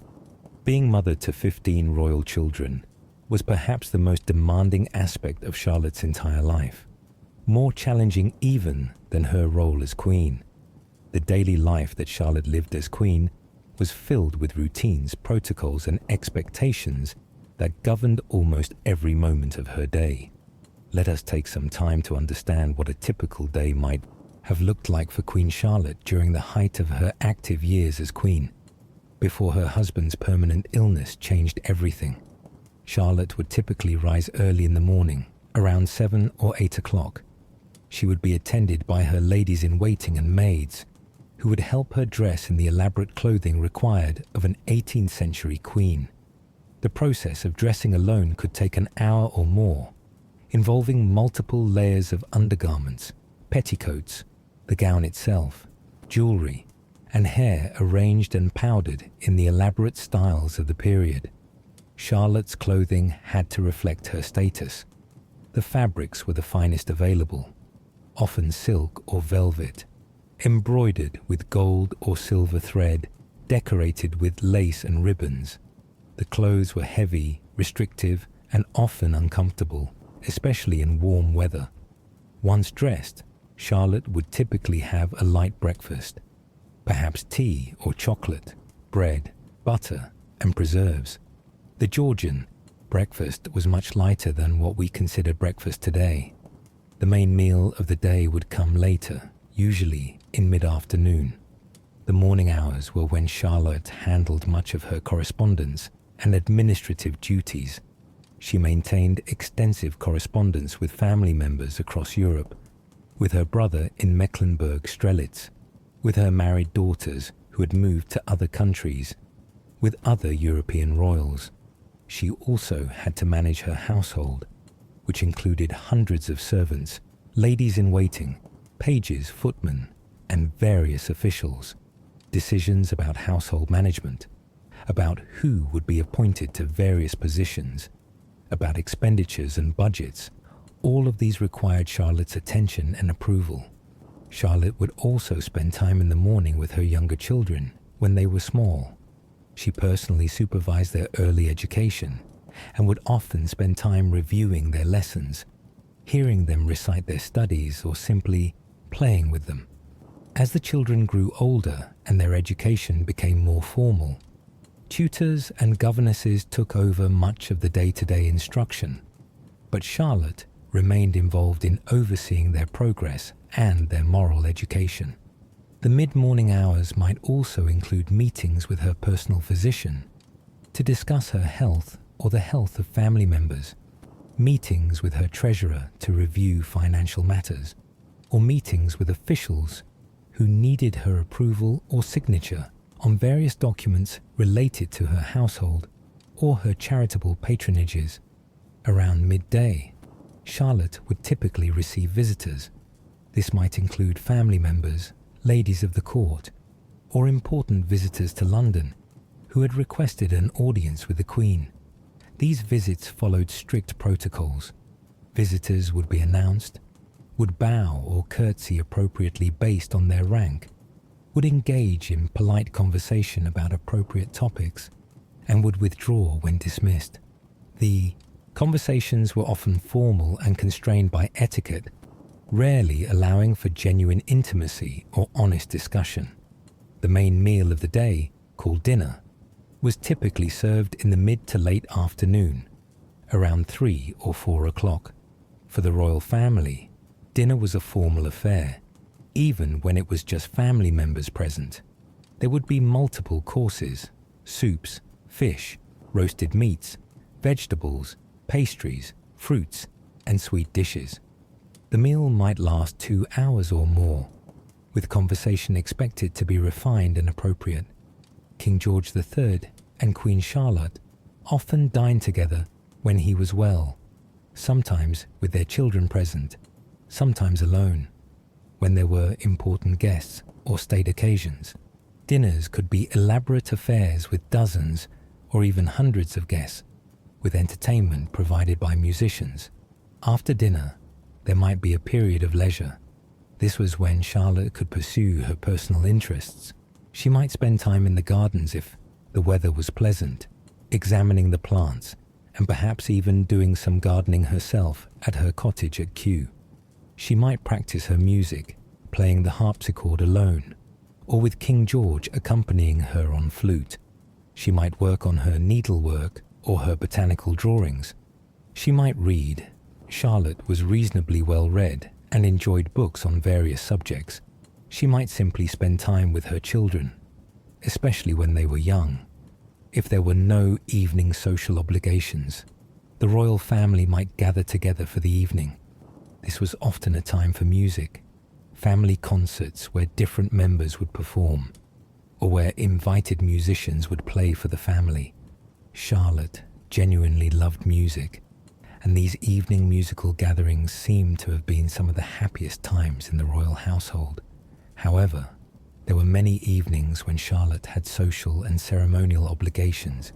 She had to attend court functions, balls, receptions for foreign dignitaries, theatrical performances, and other public events. On these occasions, Charlotte would need to change into even more elaborate evening dress, and she would spend hours standing, greeting people, making polite conversation, and representing the monarchy with grace and dignity, even when she was tired or unwell. The court calendar was full of such occasions: official birthdays, anniversaries, religious holidays, visits from foreign royalty, presentations of new members to the court, and countless other ceremonial events that required the Queen's presence. Charlotte could not simply decline to attend because she was tired or didn't feel like it. Her presence was required. Her performance was expected. And any failure to meet these expectations would be noted and criticized. Supper was a lighter meal served later in the evening, around 9 or 10 o'clock. After supper, Charlotte might spend a bit more leisure time with her family before finally retiring to her bedchamber, around 11 o'clock or midnight. There, her ladies-in-waiting and maids would help her undress, another lengthy process involving removing all the layers of clothing, unpinning and unpowdering her hair, and preparing her for bed. She would say her evening prayers. Charlotte was genuinely religious and took her Anglican faith seriously. And then finally, after a day that had started 16 or 17 hours earlier, she could sleep. And then the next day, the cycle would begin again. Day after day, month after month, year after year, for nearly 60 years, Charlotte maintained this exhausting schedule of duties, ceremonies, and obligations, with only brief respites at Windsor or Kew when the court was not in session. The properties where Charlotte lived and the spaces she inhabited tell us much about her life and her attempts to find some measure of privacy and peace within the constraints of her royal role. Let us explore these places in more detail, for they were the stages upon which Charlotte's life played out. St. James's Palace in London was the official residence of the monarch and the official seat of the royal court. This palace, located in Westminster, had been a royal residence since the time of Henry VIII. It was here that Charlotte was married to George III on that rushed September evening in 1761. St. James's Palace was where official court functions took place, where foreign ambassadors were received, where the formal business of the monarchy was conducted. The palace was grand but also old, draughty, and not particularly comfortable by modern standards. The architecture was Tudor, with small windows, low ceilings in many rooms, and a labyrinthine layout that had evolved over centuries of additions and modifications. The palace was always crowded with courtiers, servants, officials, and visitors. There was little privacy, little quiet, little opportunity for the relaxed domestic life that Charlotte and George both preferred. This is why, shortly after their marriage in 1762, King George III purchased Buckingham House for Charlotte. This property, located in Westminster near St James's Palace but separate from it, would eventually be expanded and renovated into the massive Buckingham Palace that we know today. But in Charlotte's time, it was much smaller and more modest, still grand by any normal standard, but intimate compared to the sprawling St James's Palace. Buckingham House quickly became known as the Queen's House because it was Charlotte's personal retreat, a place where she could escape the formality and public nature of St James's Palace and enjoy something closer to normal domestic life. It was at Buckingham House that 14 of Charlotte's 15 children were born. It was here that she could spend time with her young children, without the constant presence of courtiers and officials. It was here that she could relax somewhat, though of course even the Queen's house was still staffed with dozens of servants and maintained all the basic protocols required of royalty. The rooms at Buckingham House were decorated according to Charlotte's taste. She filled them with her collections of art, ceramics, and botanical illustrations. She had a library where she kept her books. She had a music room where she could practice her harpsichord. The house had gardens where she could walk and where her children could play. Though still a palace and still subject to royal protocols, Buckingham House was the closest thing Charlotte had to a real home, a place that felt somewhat her own, rather than simply another stage for performing royal duties. Windsor Castle, located about 25 miles west of London, was another major royal residence where Charlotte spent considerable time, especially as she grew older. Windsor was an ancient fortress palace that dated back to the Norman conquest.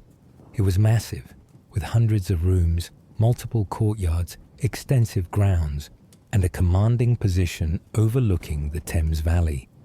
Windsor had been extensively renovated and modernized by various monarchs, but it still retained its medieval character. Thick stone walls, towers, battlements, and a general atmosphere of age and permanence. King George III and Queen Charlotte used Windsor as a retreat from London, especially during the summer months when London became hot, crowded, and unhealthy. At Windsor, the pace of life was somewhat slower and less formal than in London. There were still duties and obligations, but also more time for leisure, for outdoor activities, for family time. The extensive grounds around Windsor Castle, Windsor Great Park, provided space for riding, walking, and hunting. The royal family could enjoy the countryside while still being close enough to London to return quickly if necessary.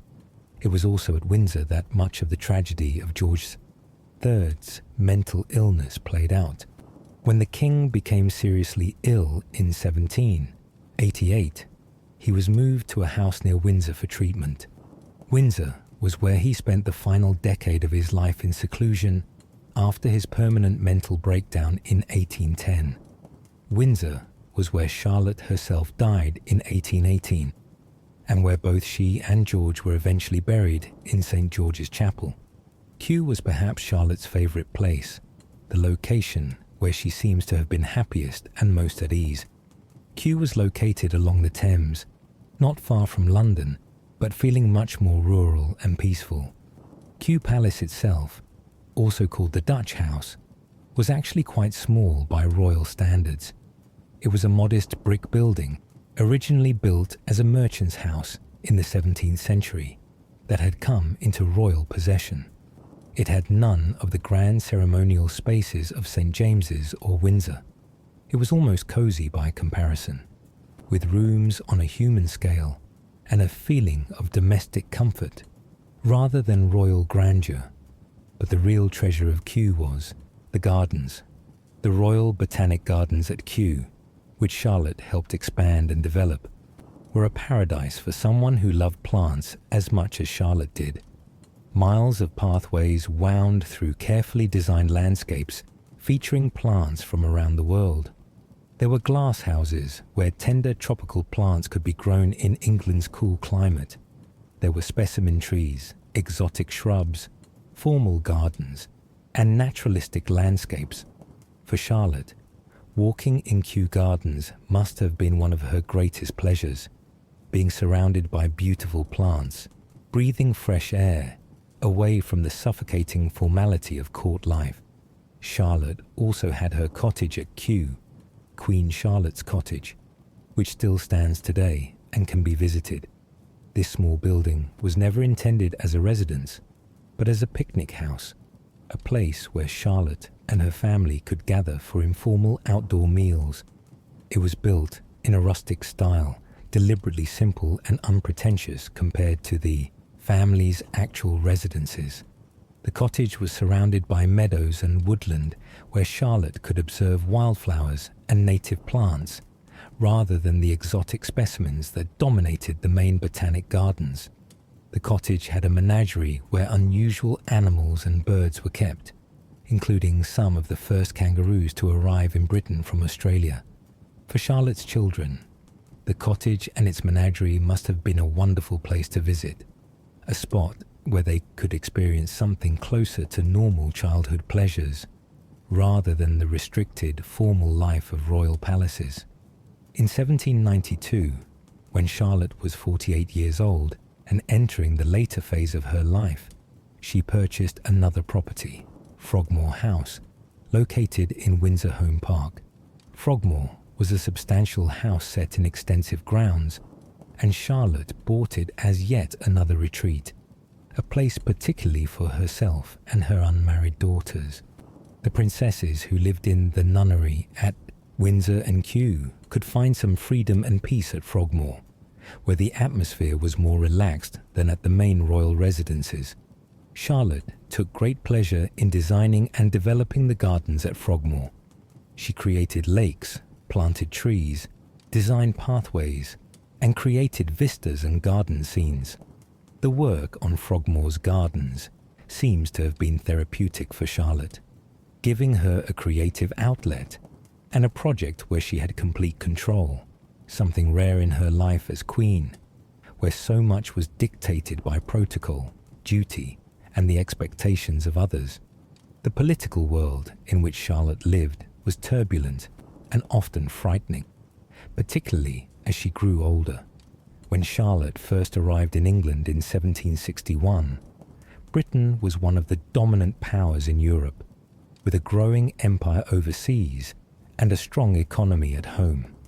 King George III and his ministers were grappling with how to govern and tax the American colonies, which were becoming increasingly restive and demanding more rights and representation. Charlotte would have been aware of these political tensions, though she was careful to follow her husband's instruction not to involve herself in politics. As queen consort, her role was ceremonial and domestic, not political.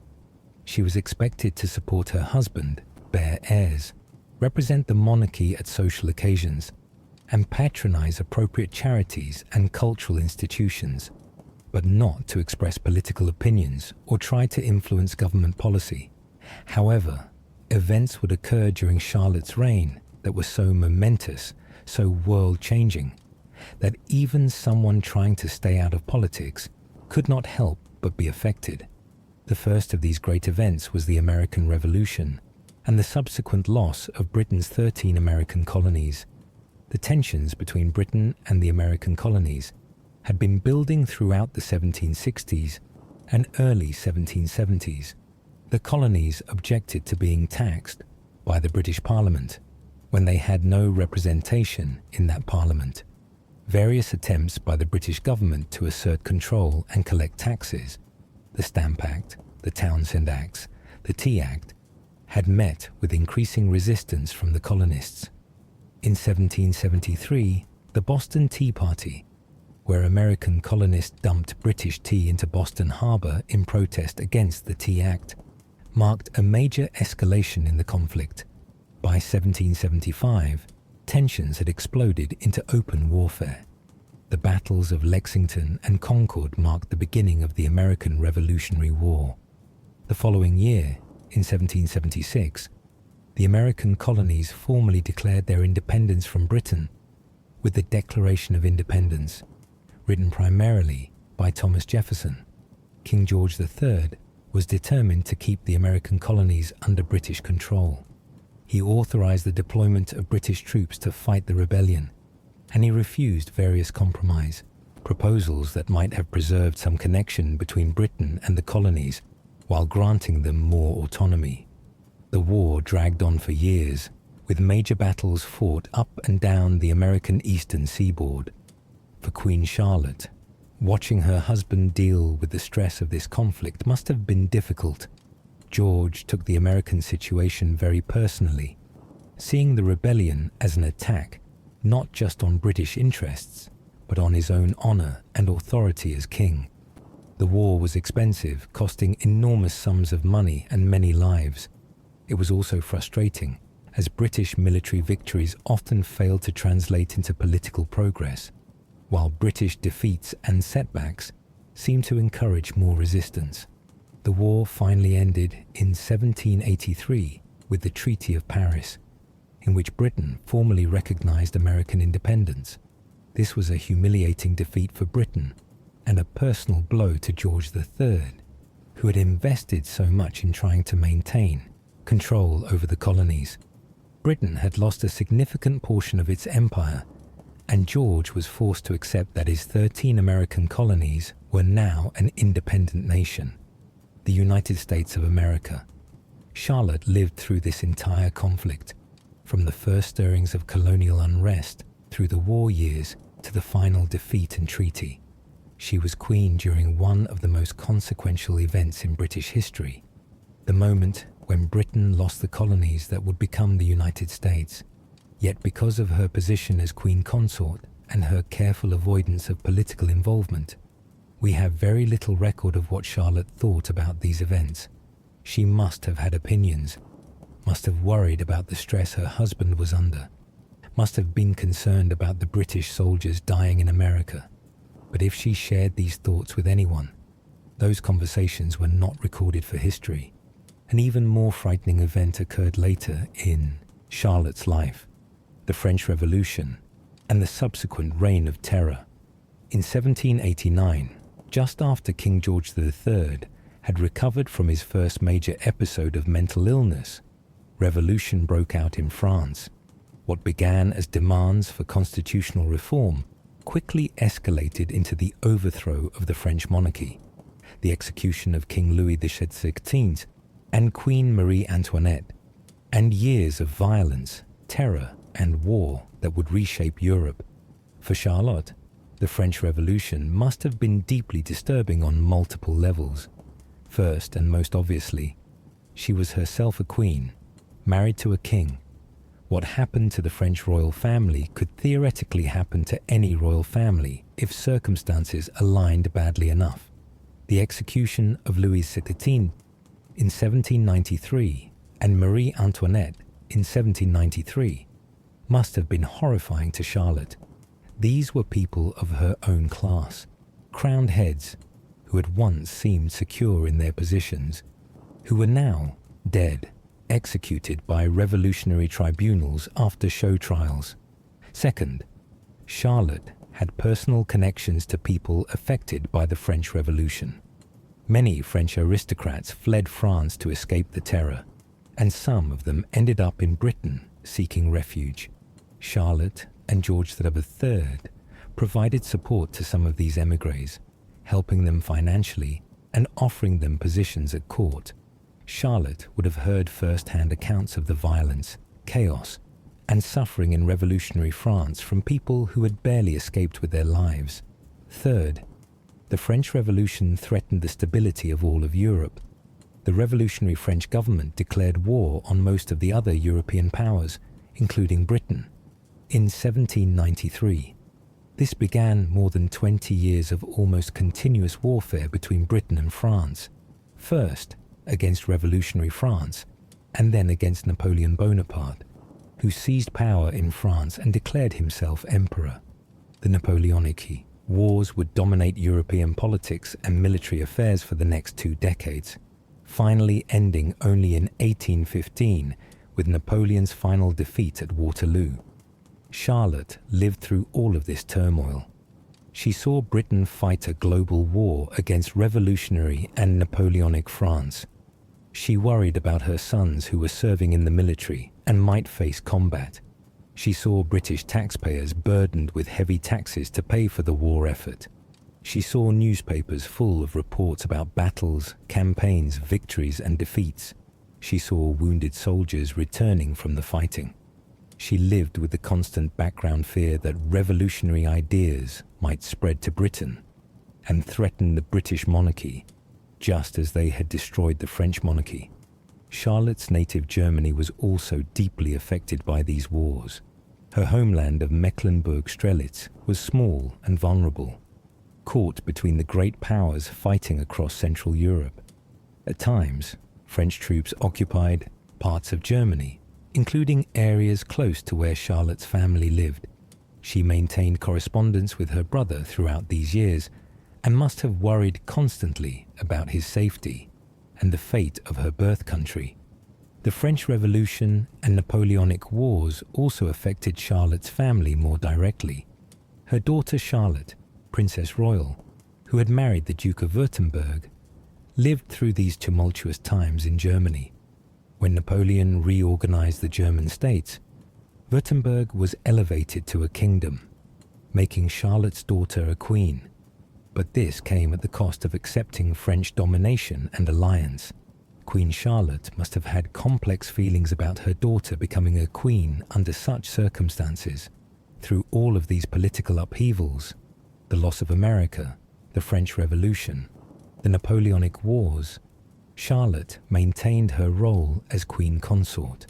She continued to fulfill her ceremonial duties, host diplomatic receptions, appear at public events, and represent the British monarchy with dignity.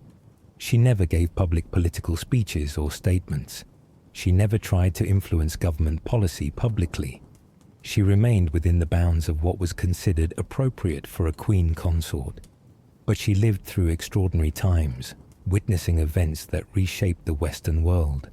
Charlotte's charitable work was another important aspect of her role as queen, though it receives less attention in popular accounts of her life. Royal patronage of charities was expected in the 18th century. Members of the royal family were expected to lend their names, their prestige, and their financial support to worthy causes. Charlotte took this responsibility seriously throughout her life. One of Charlotte's major charitable interests was the care of pregnant women and new mothers. In 1739, before Charlotte was even born, a lying-in hospital had been established in London to provide care for poor women during childbirth. This was revolutionary for its time. Most poor women gave birth at home with no medical care, and maternal and infant mortality rates were horrifically high. Charlotte became a patron of this hospital, which was renamed Queen Charlotte's and Chelsea Hospital in her honor.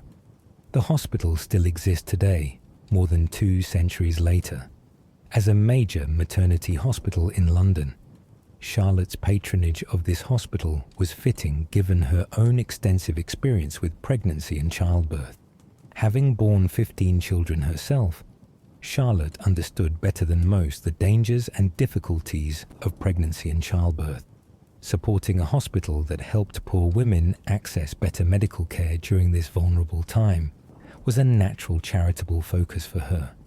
Charlotte also supported various orphanages and schools for poor children.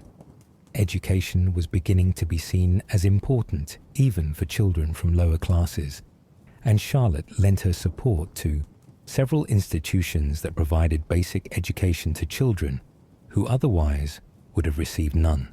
She believed that even children from poor families deserved some education and opportunity to improve their circumstances. The Queen also patronized several institutions for the deaf and the blind, supporting early efforts to develop methods for educating people with these disabilities. In an era when people with disabilities were often simply warehoused in institutions with no attempt at education or improvement, Charlotte's support for schools that actually tried to teach deaf and blind students was progressive and compassionate.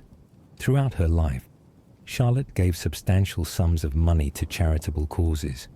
Exact figures are difficult to determine, but it's clear that she donated significant portions of her personal income to various charities.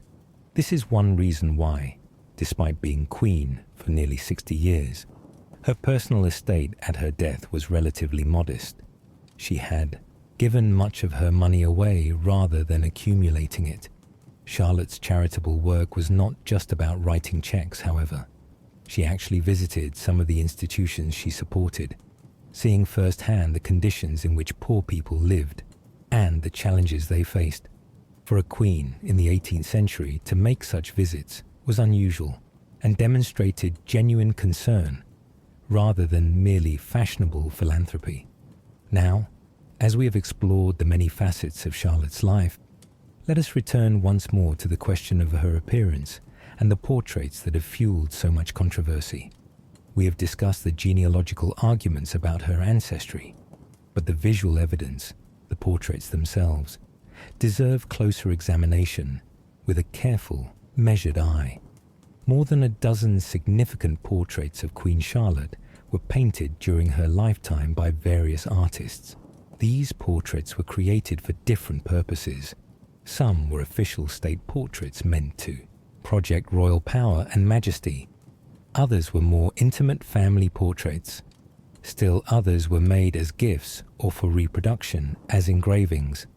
Different artists had different styles, worked in different media, and had different relationships with the royal family. Understanding the context of these portraits is essential to interpreting what they might or might not tell us about Charlotte's appearance.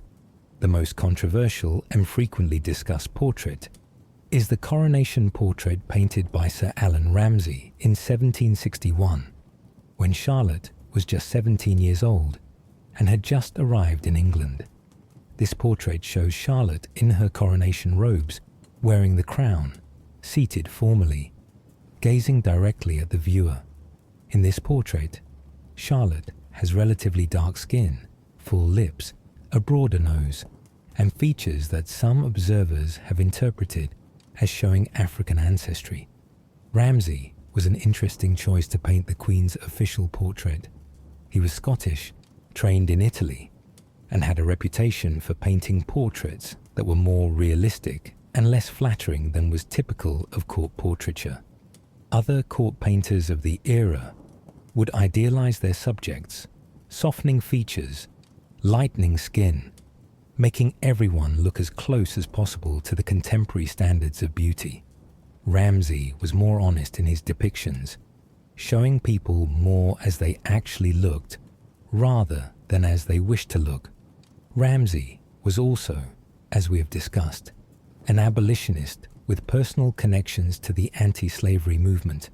His father-in-law was Lord Mansfield, the judge who would issue the Somerset decision in 1772 that began the process of ending slavery in England. Ramsay's household included Dido Elizabeth Bell, a mixed-race woman who was treated as part of the family rather than as a servant, highly unusual for the time.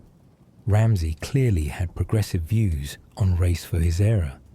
Given these facts, it's certainly possible that if Ramsay noticed features in Charlotte that seemed to him to indicate African ancestry, he might have chosen to emphasize rather than minimize those features in his portrait. However, we should be careful about assuming too much. Ramsay painted Charlotte's portrait in 1761, 11 years before the Somerset decision and before the abolitionist movement had really gathered momentum. Would he have been thinking about these political implications at that early date? It's possible, but far from certain. Moreover, Ramsay's workshop made many copies of this portrait over the years, and these copies show considerable variation. Some are very similar to the original, while others show Charlotte with lighter skin and more European features. This variation reflects the normal practice in 18th century portrait workshops, where the master artist would paint the original, but assistants and students would make copies for distribution to various royal residences and as diplomatics, gifts. These copies were not expected to be identical to the original and often showed the personal style of whoever made the copy. Thomas Gainsborough painted Charlotte's portrait in 1781. 20 years after Ramsay's coronation portrait, Gainsborough was perhaps the most celebrated portrait painter in England at the time, known for his elegant, flattering style. In Gainsborough's portrait of Charlotte, she appears very different from Ramsay's depiction. Her skin is much lighter, almost pale. Her features are more delicate and refined. Her nose is narrower, her lips thinner. She looks like a typical Northern European aristocrat. Which portrait is more accurate? It's impossible to say with certainty. Both were painted from life by skilled artists. The differences might reflect changes in Charlotte's appearance as she aged from 17 to 37. They might reflect different lighting conditions, different poses, different artistic styles. They might reflect deliberate choices by the artist to emphasize or minimize certain features. Or they might simply demonstrate that translating a three-dimensional, living, moving human face into a two-dimensional static image always involves interpretation and artistic license. Johann Zoffany painted several portraits of Charlotte and the royal family during the 1760s and 70s. Zoffany's portraits tend to show Charlotte with features somewhere between Ramsay's depiction and Gainsborough's, not as dark or as full-featured as in Ramsay's portrait, but not as pale or refined as in Gainsborough's. Zoffany's portraits also have the advantage of showing Charlotte in context, surrounded by her family, in domestic settings, which gives us a better sense of how she might have appeared in daily life, rather than in formal state portraits. We also have portraits by other artists, Thomas Lawrence, Benjamin West, Joshua Reynolds, and several others. Each shows Charlotte slightly differently. Some show her as attractive, others as less so.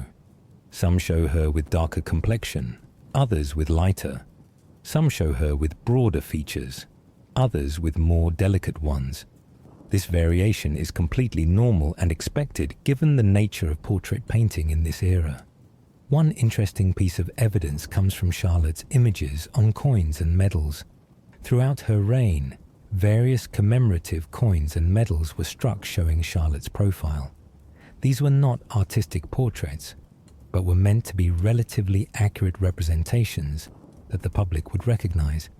In these numismatic images, Charlotte appears to have typical Northern European features, nothing that would particularly stand out as unusual or suggest African ancestry to viewers. We should also consider written descriptions of Charlotte's appearance from people who actually saw her in person. Contemporary accounts describe her as not handsome or not beautiful by the standards of the time, but they don't generally describe her as looking African or obviously mixed race. If Charlotte had truly had unmistakable African appearance, as Mario de Valdes claimed, surely more contemporaries would have noticed and commented on it. The fact that most descriptions of her appearance focus on her being short, having a large mouth, or not being particularly pretty, rather than commenting on racial characteristics, suggests that whatever features she had, they weren't so obviously African, that contemporaries perceived her that way.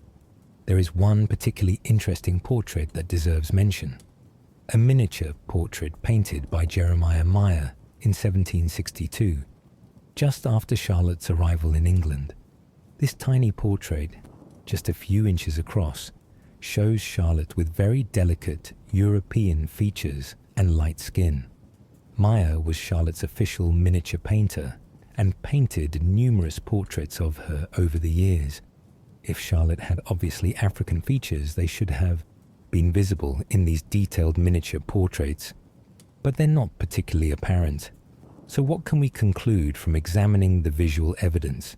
The portraits of Queen Charlotte show variation, as is normal for any person who was painted many times by many different artists over many decades.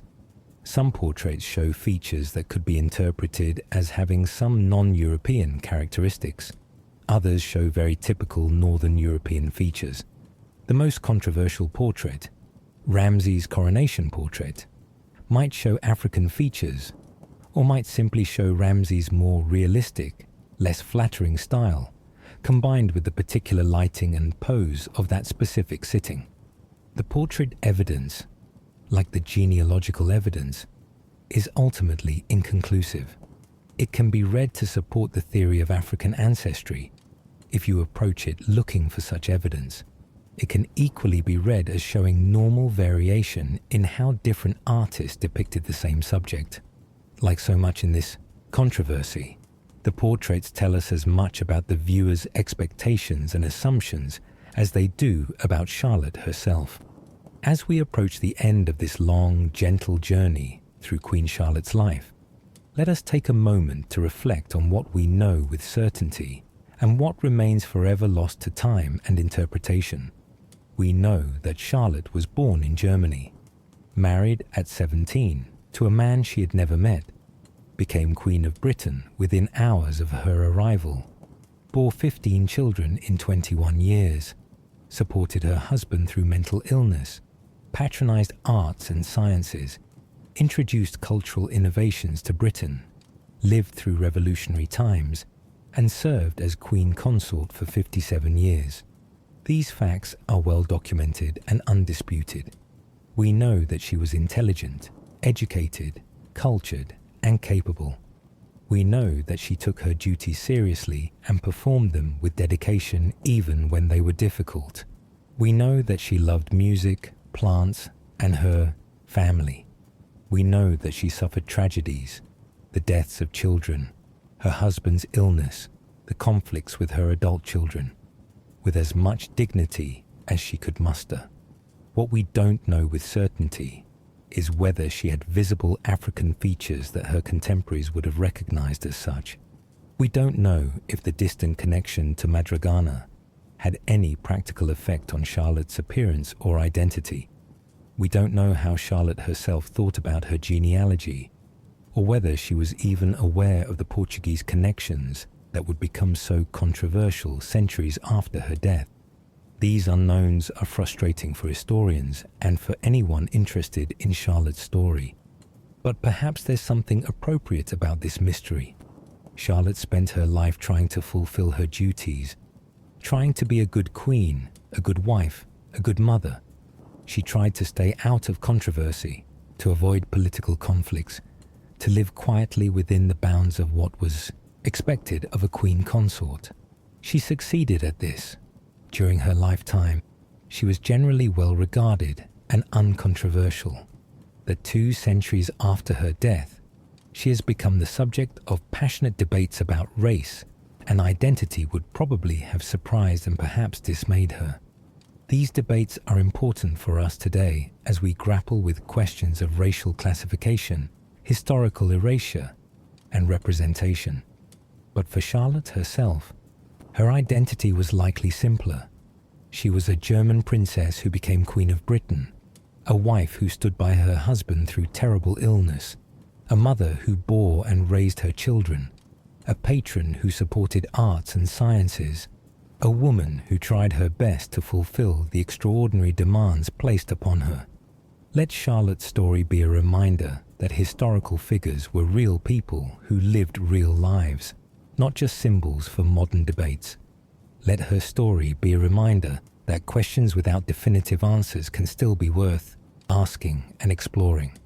Let her story be a reminder that even queens, even the most powerful women of their age, faced struggles, sorrows, and challenges that tested their strength and resilience. As you drift deeper into sleep, let your mind wander through the gardens at Kew that Charlotte loved, through the rooms of palaces where she lived, through the decades of her long life. Imagine her as a young girl in Germany, never expecting to be queen. Imagine her arriving in England, frightened and alone. Imagine her on her wedding day, marrying a stranger. Imagine her giving birth to 15 children. Imagine her watching her husband descend into madness. Imagine her in old age, having survived it all, having endured, having left her mark on history. Rest peacefully, knowing that you've learned the story of a remarkable woman who lived an extraordinary life. Dream gentle dreams of royal gardens and Christmas trees, of harpsichord music and botanical illustrations, of a quiet strength that endured through decades of challenges. Sleep well, dear listener, and may Charlotte's story carry you softly into peaceful slumber. Thank you for joining us on this long journey through Queen Charlotte's life here at Sleepy Crown. If you enjoyed this exploration of history, please remember to like this video, leave a comment sharing what aspect of Charlotte's story you found most interesting, and subscribe to our channel for more soothing historical tales. Sweet dreams, and until next time, good night from all of us at Sleepy Crown. As Charlotte drifts deeper into the fabric of our story, let us explore even more dimensions of her life that we have not yet fully illuminated. There are layers upon layers to understand about what it meant to be Queen Charlotte in the 18th century, and we have time tonight to explore them all in gentle, restful detail. The relationship between Charlotte and King George III during their early, happy years deserves much more attention than we have given it so far. For the first 25 years of their marriage, before mental illness permanently changed their dynamic, Charlotte and George shared what appears to have been a genuinely affectionate and companionate marriage, something quite rare among royal couples of their era. George III was, by the standards of 18th century monarchs, an unusually faithful and devoted husband, while his grandfather George II and his great-grandfather George III had both kept mistresses openly and treated their wives with casual disregard. George III remained faithful to Charlotte throughout their 57-year marriage. This fidelity was so unusual among European royalty that it was actually remarked upon by contemporaries as something noteworthy and praiseworthy. The young King George III had a reputation for being somewhat awkward socially, perhaps even shy in his youth. He was not particularly handsome. Contemporary descriptions suggest he was relatively plain-looking, with bulging eyes and a tendency to speak rapidly when nervous. But he was intelligent, well-educated, and genuinely interested in arts, sciences, and agriculture. He read extensively, collected books and scientific instruments, and engaged with the intellectual currents of his time. He was, in many ways, a thoughtful and cultured man, who happened to be king rather than simply a figurehead who cared only for hunting and entertainment. When Charlotte arrived from Germany, barely speaking English and terrified of her new situation, George seems to have made genuine efforts to make her comfortable and welcome. He was patient with her struggles with the English language. He showed her kindness and consideration in those early days. The fact that Charlotte learned English relatively quickly and that she and George were able to communicate effectively suggests that he supported her efforts and helped her acclimate to her new country. In their early years together, George and Charlotte seemed to have genuinely enjoyed each other's company. They shared intellectual interests, both loved music, both were interested in natural sciences and botany, both enjoyed reading. They developed routines and rituals that brought them together regularly. The evening musical performances that we mentioned earlier were not just formal court entertainments, but genuine shared pleasures where husband and wife made music together. Charlotte on harpsichord and George on flute, creating harmonies in more ways than one. George respected Charlotte's intelligence and sought her opinion on various matters, even if he was careful to keep her out of formal politics as he had promised. They discussed books they had read, plants they had seen, music they had heard. They took walks together in the gardens when George was well. They planned improvements to their residences together. They shared the experience of watching their children grow and develop. There's an interesting story from Charlotte's early years as queen that illustrates the affection between her and George. One day, Charlotte was playing with one of their young children. Accounts differ on which child it was, and the child accidentally hit Charlotte in the face, giving her a black eye. Charlotte was mortified and tried to hide the bruise, but George noticed it. Instead of being angry or embarrassed, George reportedly treated the incident with humor and gentleness, teasing Charlotte lightly about her battle wound and making sure she knew he didn't think any less of her for the undignified accident.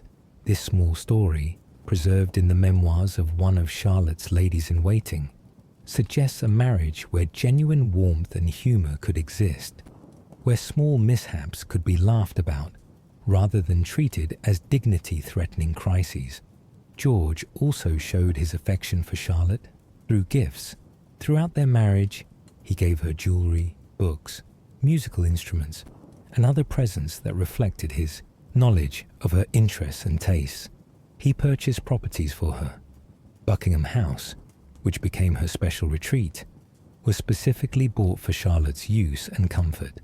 When Charlotte expressed interest in developing gardens, George supported those projects financially and practically, ensuring she had the resources to pursue her botanical interests.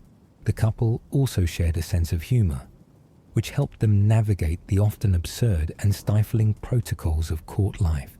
There are several recorded instances of George and Charlotte laughing together at the pretensions of courtiers, at the ridiculous formality of certain ceremonies, at the foibles of people around them. This shared ability to find humor in their circumstances must have been an important bond, helping them maintain perspective and sanity in the face of constant public scrutiny and endless demands. George was also, by all accounts, an attentive and involved father when his children were young.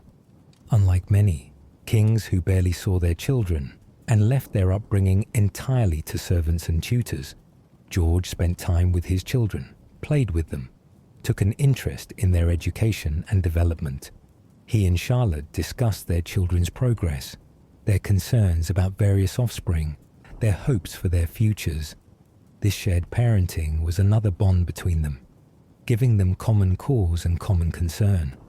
The routines and rhythms of their married life created a sense of stability and normalcy, despite the abnormal circumstances of being king and queen. They had regular times when they would be together, breakfast, often, and dinner, almost always when George was well. They had their evening music sessions.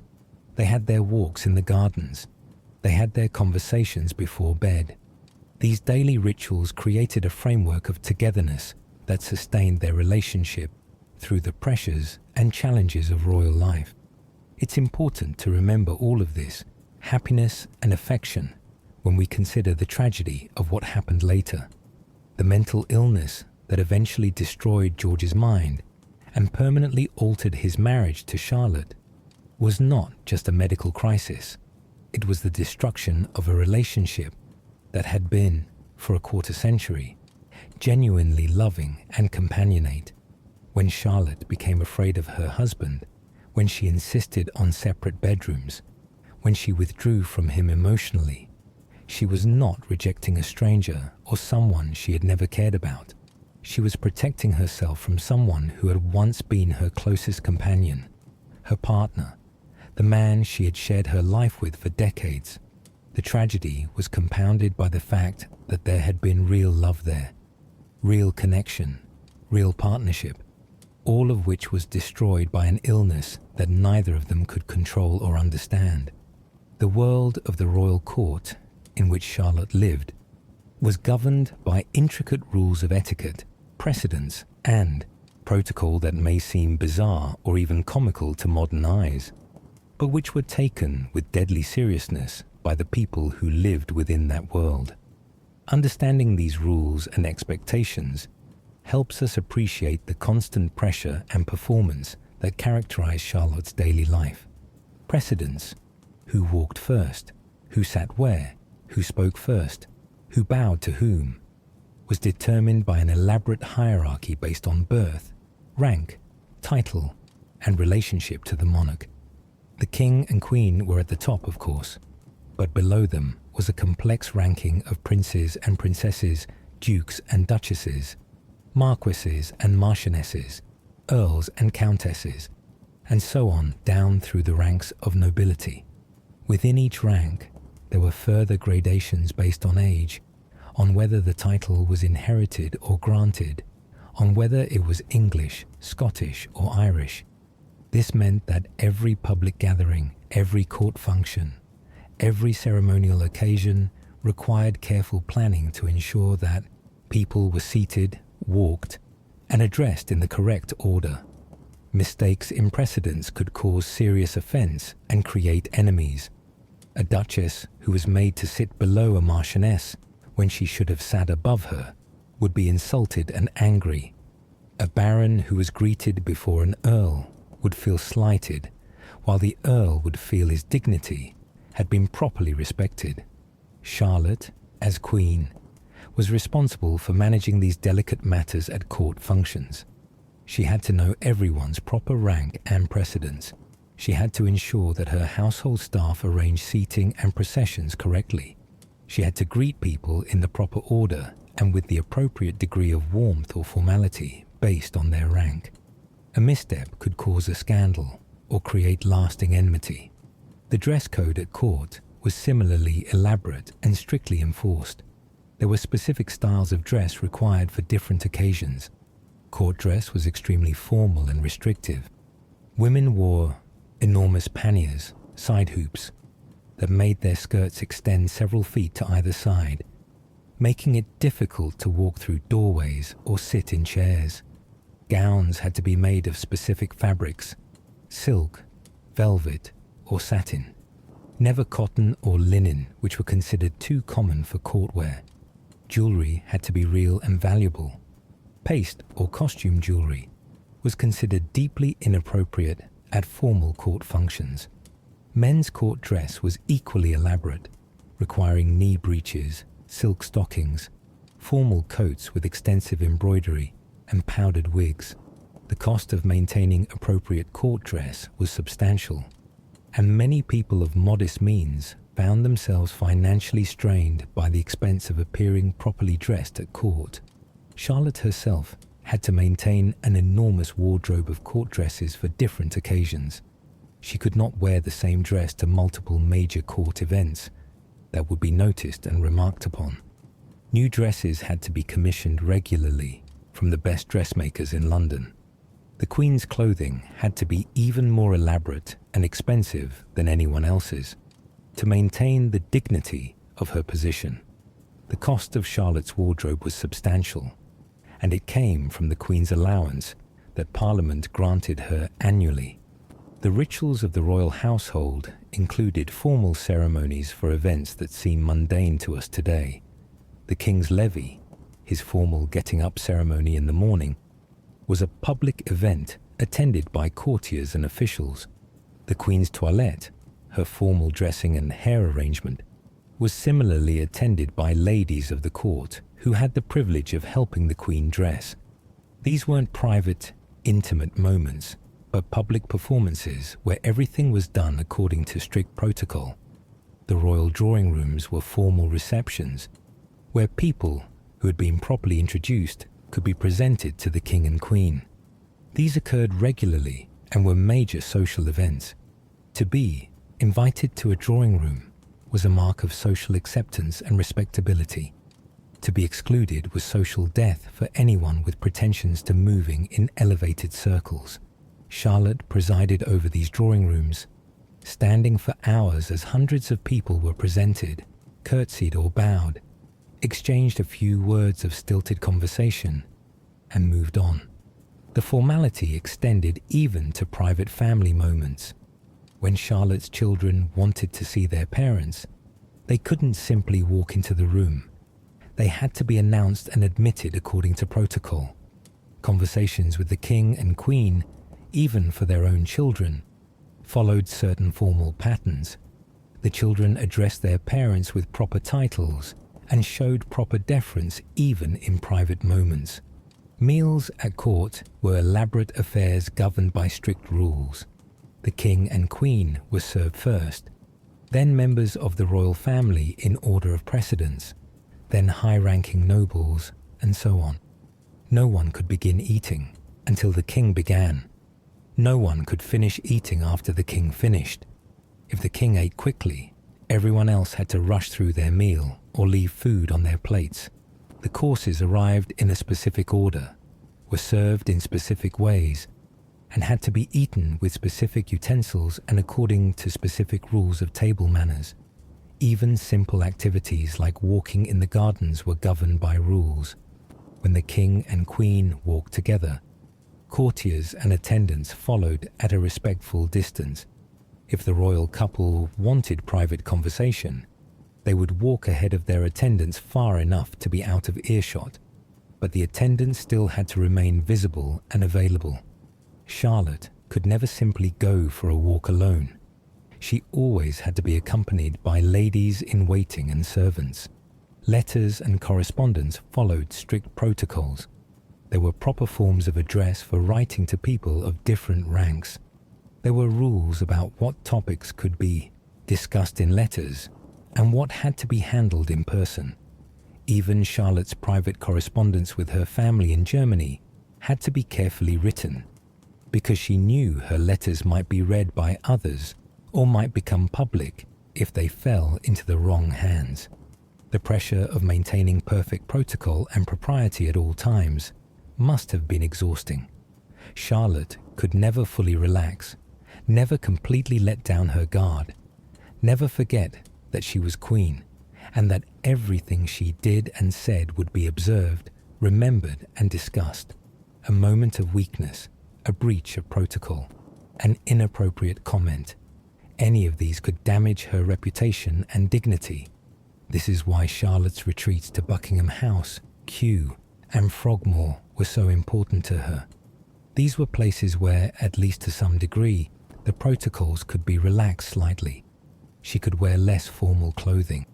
She could walk in the gardens with fewer attendants. She could spend time with her children more naturally. She could pursue her botanical interests without every moment being a performance.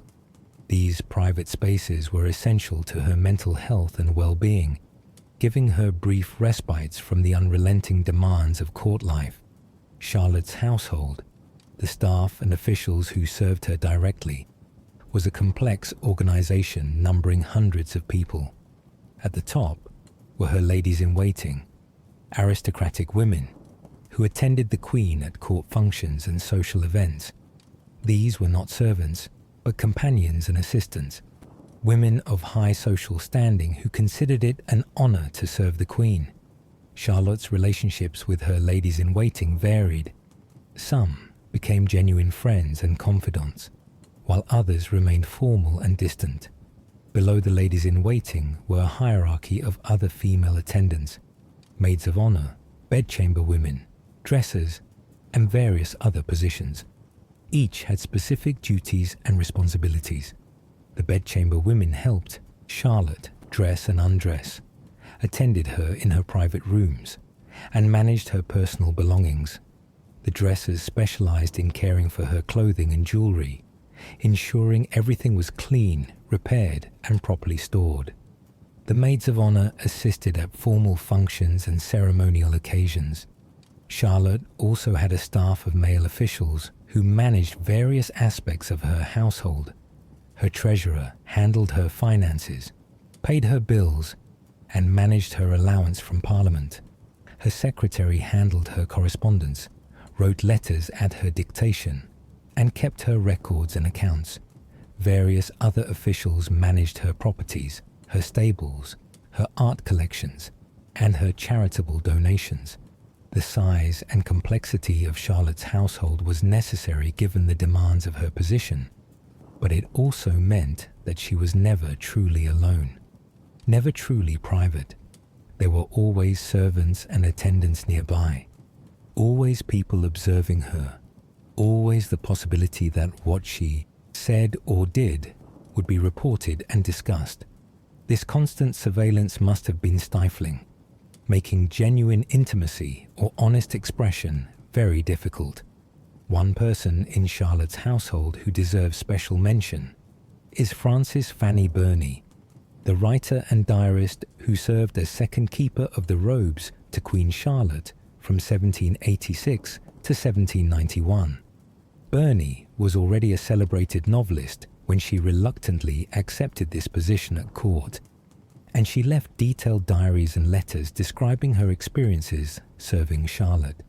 Burney's accounts are invaluable because they give us an insider's view of Charlotte's daily life and personality.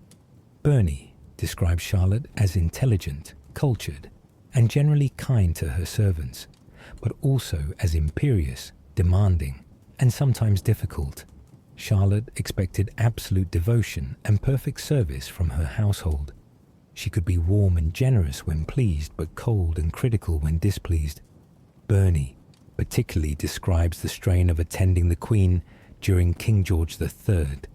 As mental illness in 1788 and 89. She witnessed Charlotte's fear and distress as the king became violent and uncontrollable. She saw how the illness strained the entire royal household.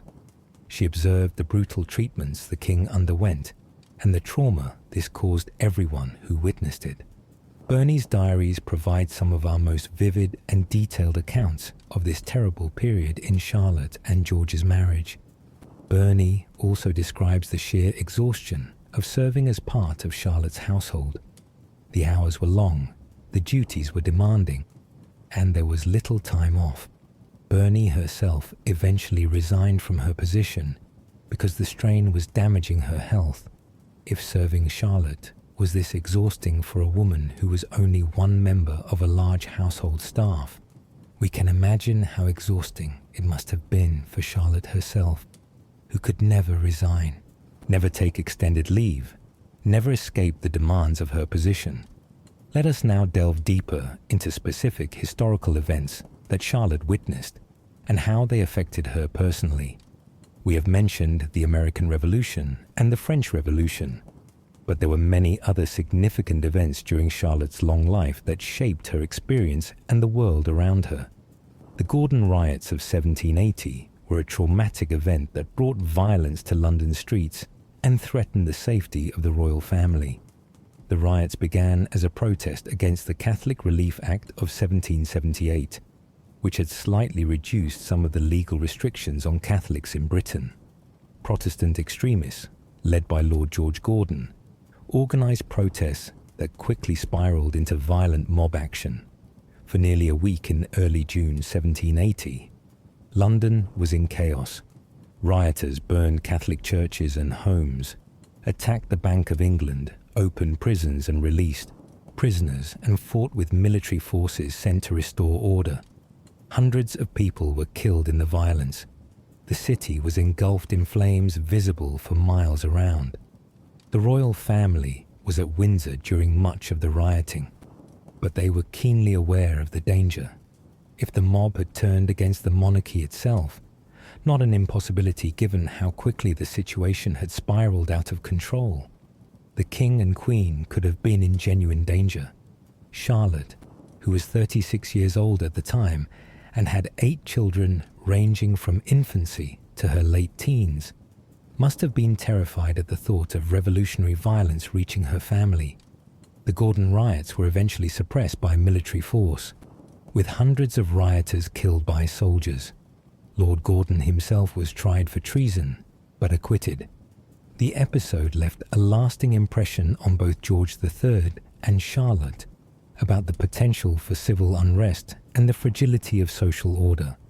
It would have made the news of the French Revolution nearly a decade later even more frightening.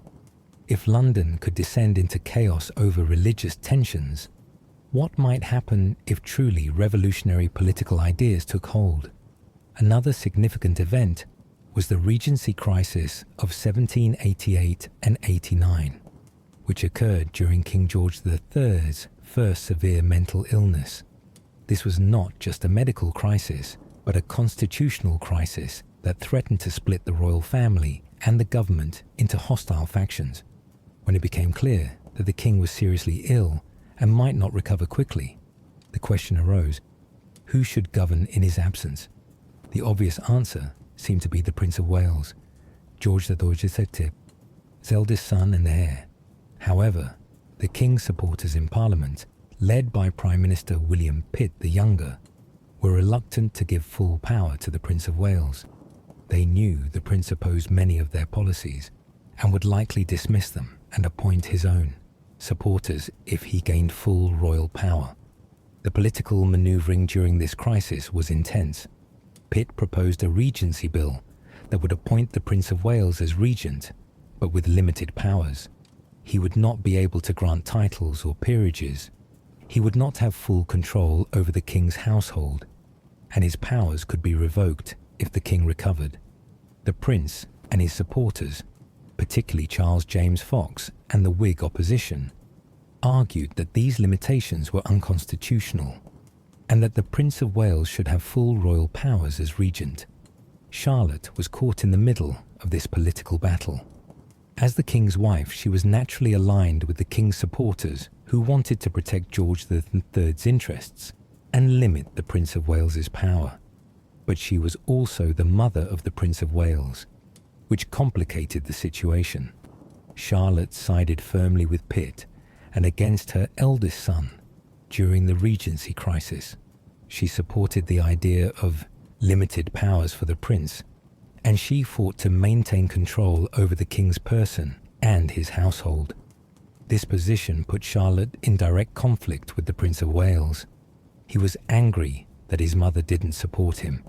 He believed, probably correctly, that Charlotte was more concerned with maintaining her own power and position than with his rights as heir to the throne.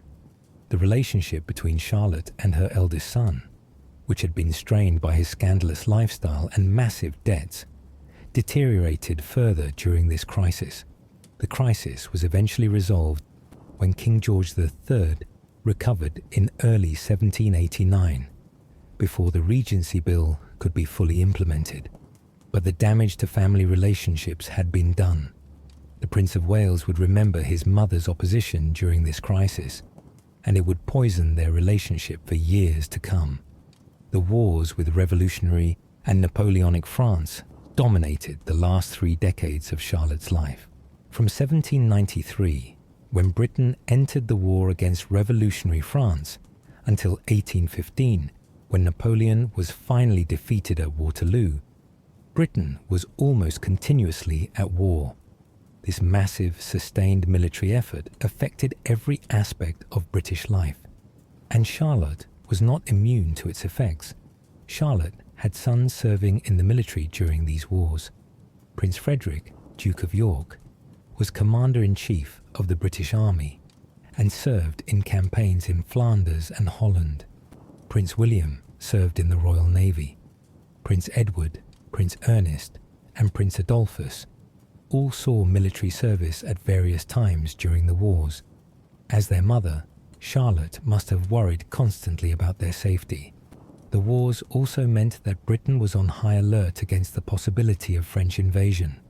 Napoleon assembled a massive army at Boulogne on the French coast, directly across the Channel from England, and for several years in the early 1800s, invasion seemed not just possible, but likely.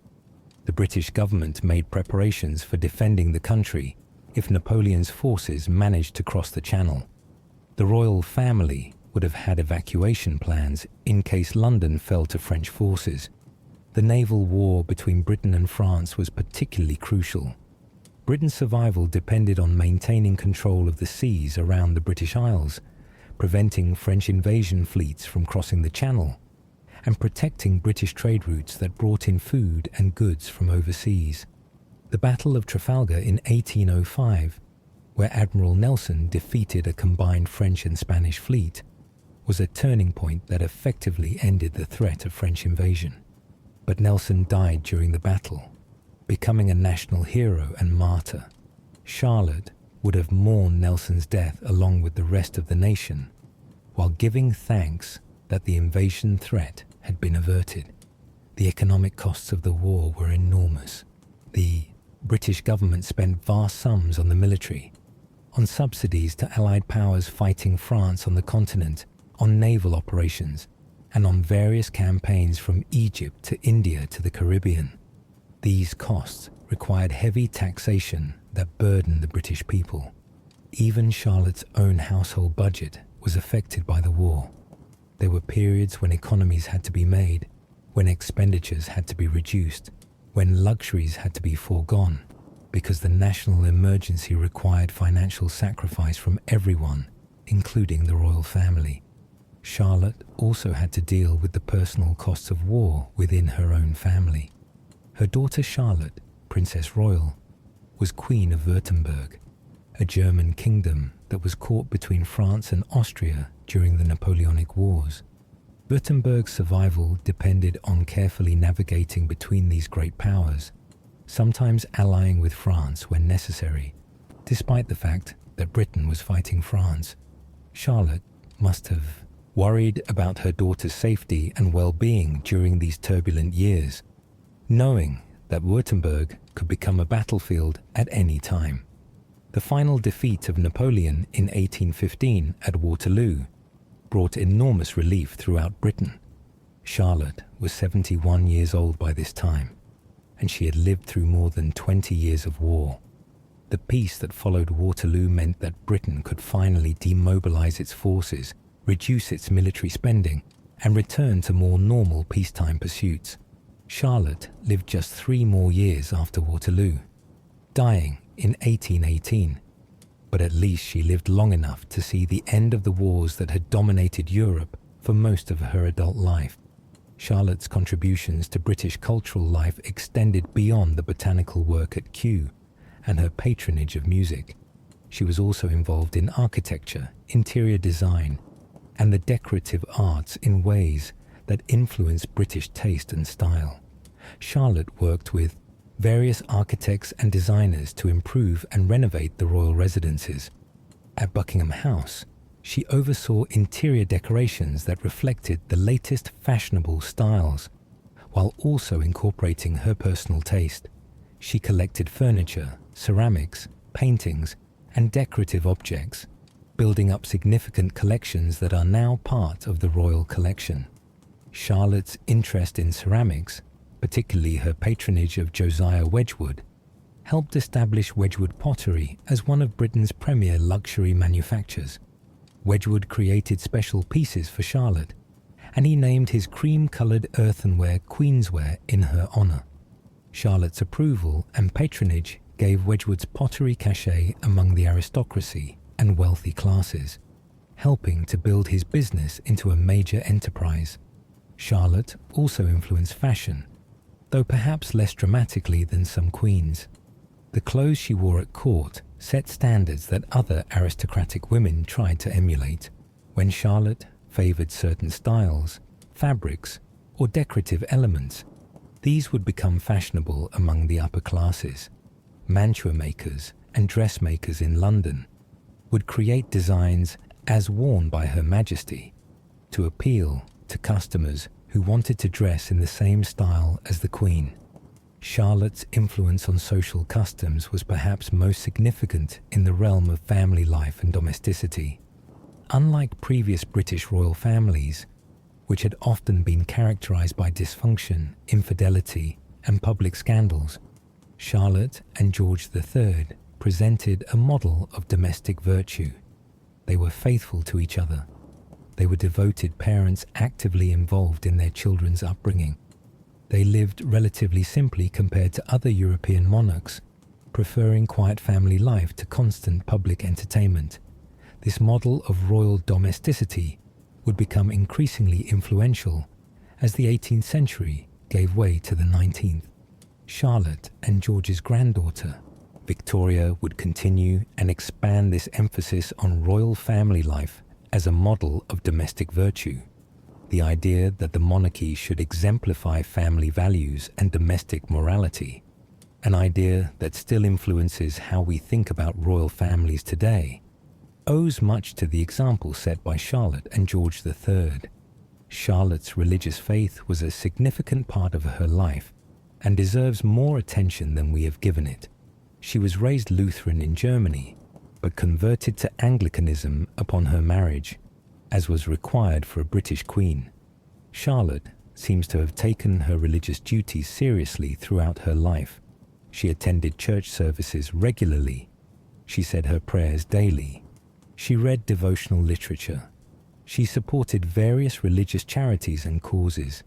Charlotte's faith apparently gave her comfort and strength during difficult times. When her children died, when her husband was ill, when she faced sorrows and challenges, Charlotte turned to prayer and religious faith for consolation. Her letters to her brother frequently reference God, providence, and her reliance on faith to help her endure difficulties. Charlotte also took seriously her role as a moral example. As queen, she was expected to exemplify Christian virtue and proper behavior. She was careful about her public conduct, avoiding any hint of scandal or impropriety. She was modest in her dress and behavior. She supported moral causes and charitable works. She tried to instill religious faith and moral values in her children, though with mixed success, given some of their later behaviors. However, Charlotte's religious views were conventional for her time and class. She was not particularly intellectual about theology. She was not interested in religious controversy or debate. She simply accepted the teachings of the Anglican Church as they were presented to her and tried to live according to them. Her faith was personal and sincere, but not particularly deep or searching. The question of Charlotte's relationship with slavery and abolition is complex and deserves careful examination. As we noted earlier, Charlotte's portrait artist, Sir Allan Ramsay, was an abolitionist, and some have suggested that Charlotte herself may have had anti-slavery sympathies. However, the evidence for Charlotte's views on slavery is limited and ambiguous. On one hand, Charlotte lived in an era when the British economy was deeply tied to the slave trade and slavery in the colonies. British ships carried enslaved Africans across the Atlantic. British merchants profited from the trade. British colonies in the Caribbean depended on enslaved labor to produce sugar, cotton, and other valuable commodities. The wealth that supported Charlotte's own lifestyle, the luxuries at court, the fine clothes and jewelry, the imported goods from around the world, was partly built on the exploitation of enslaved people. On the other hand, by the late 18th century, there was a growing abolitionist movement in Britain that questioned the morality of slavery and called for its end. This movement included religious groups like the Quakers, moral reformers, and some politicians and intellectuals. The Somerset case in 1772, decided by Lord Mansfield, who was related to Charlotte's portrait painter Ramsay, ruled that slavery had no legal basis in English common law and effectively freed enslaved people brought to England, though it didn't address slavery in the colonies. Did Charlotte support abolition? We simply don't know. She left no recorded statements on the subject. She never publicly aligned herself with the abolitionist cause. She never used her position to advocate for ending slavery or the slave trade. This silence might mean she was indifferent to the issue, or that she opposed abolition, or simply that she felt it was inappropriate for a queen consort to involve herself in such a controversial political question. Some historians have speculated that if Charlotte had African ancestry as some claim, she might have been more sympathetic to enslaved Africans and more supportive of abolition. But this assumes a level of racial consciousness and solidarity that may not have existed for someone in Charlotte's position, even if she did have distant African heritage. Charlotte was raised as a German princess and lived as a British queen. Any possible African ancestry was so remote and so invisible that it probably didn't influence her views on slavery one way or the other. What we can say is that Britain did eventually abolish the slave trade in 1807 during Charlotte's lifetime, and abolished slavery throughout the British Empire in 1833, 15 years after her death. Whether Charlotte supported these measures or opposed them, or simply had no opinion, we cannot know from the historical record. Charlotte's final years, from about 1810 onward, were marked by declining health, increasing isolation, and growing sadness. After King George III's final mental collapse in 1810, Charlotte remained his official guardian, but had little practical involvement in his care. She visited him occasionally at Windsor, but these visits were painful and distressing for both of them. Charlotte herself was aging and her health was failing. She suffered from the dropsy that would eventually kill her, the painful swelling of her legs and feet that made movement difficult and uncomfortable. She had trouble sleeping. She experienced various aches and pains associated with old age and with the toll of having borne 15 children and endured decades of stress. Charlotte's relationships with her adult children during these final years were often strained and difficult. Her eldest son, the Prince Regent, was living a scandalous life of excess and extravagance, while his father, the King, was locked away at Windsor in a state of mental decay. Charlotte disapproved of the prince's lifestyle, but was powerless to change it. Other children caused her worry and disappointment in various ways. Her unmarried daughters, still living in the nunnery at Windsor and Kew, were increasingly bitter and unhappy about their restricted lives. They were in their 30s and 40s, still unmarried, still living under their mother's control, still denied the freedom and independence they desperately wanted. Their resentment must have been painful for Charlotte, who had helped keep them in this restricted state partly because she wanted their company and support. Charlotte spent much of her final years at Frogmore House, which had become her favourite retreat. She could work in the gardens there, taking pleasure in the landscape she had created. She could spend time with her daughters in a less formal atmosphere than Windsor Castle. She could have some measure of peace and quiet, away from the painful reminders of her husband's condition. But even at Frogmore, Charlotte could not escape the sadness that pervaded her final years. She was an old woman watching her husband die slowly of madness and dementia. She was a mother disappointed in many of her children. She was a queen in an age that was passing, as the Regency ushered in new styles, new attitudes, new ways of thinking that felt alien to someone formed in the 18th century. Charlotte's death in November 1818 came after several weeks of obvious decline.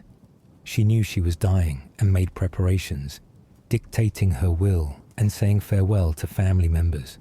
When the end came, she was seated in her favourite chair at Kew Palace, her eldest son holding her hand. It was a quiet death, peaceful in its way, a final rest after 74 years of life that had included extraordinary achievements and terrible sorrows. Now, let us consider what happened after Charlotte's death and how her legacy has been remembered, reinterpreted, and sometimes contested over the 2 centuries since she died. Immediately after her death, Charlotte was mourned appropriately, but without excessive drama. She had been queen for 57 years, which was such a long time that entire generations had lived their entire lives during her reign. Many Britons had never known any other queen. Her death marked the end of an era in a very literal sense. Charlotte was buried at St. George's Chapel in Windsor with appropriate ceremony.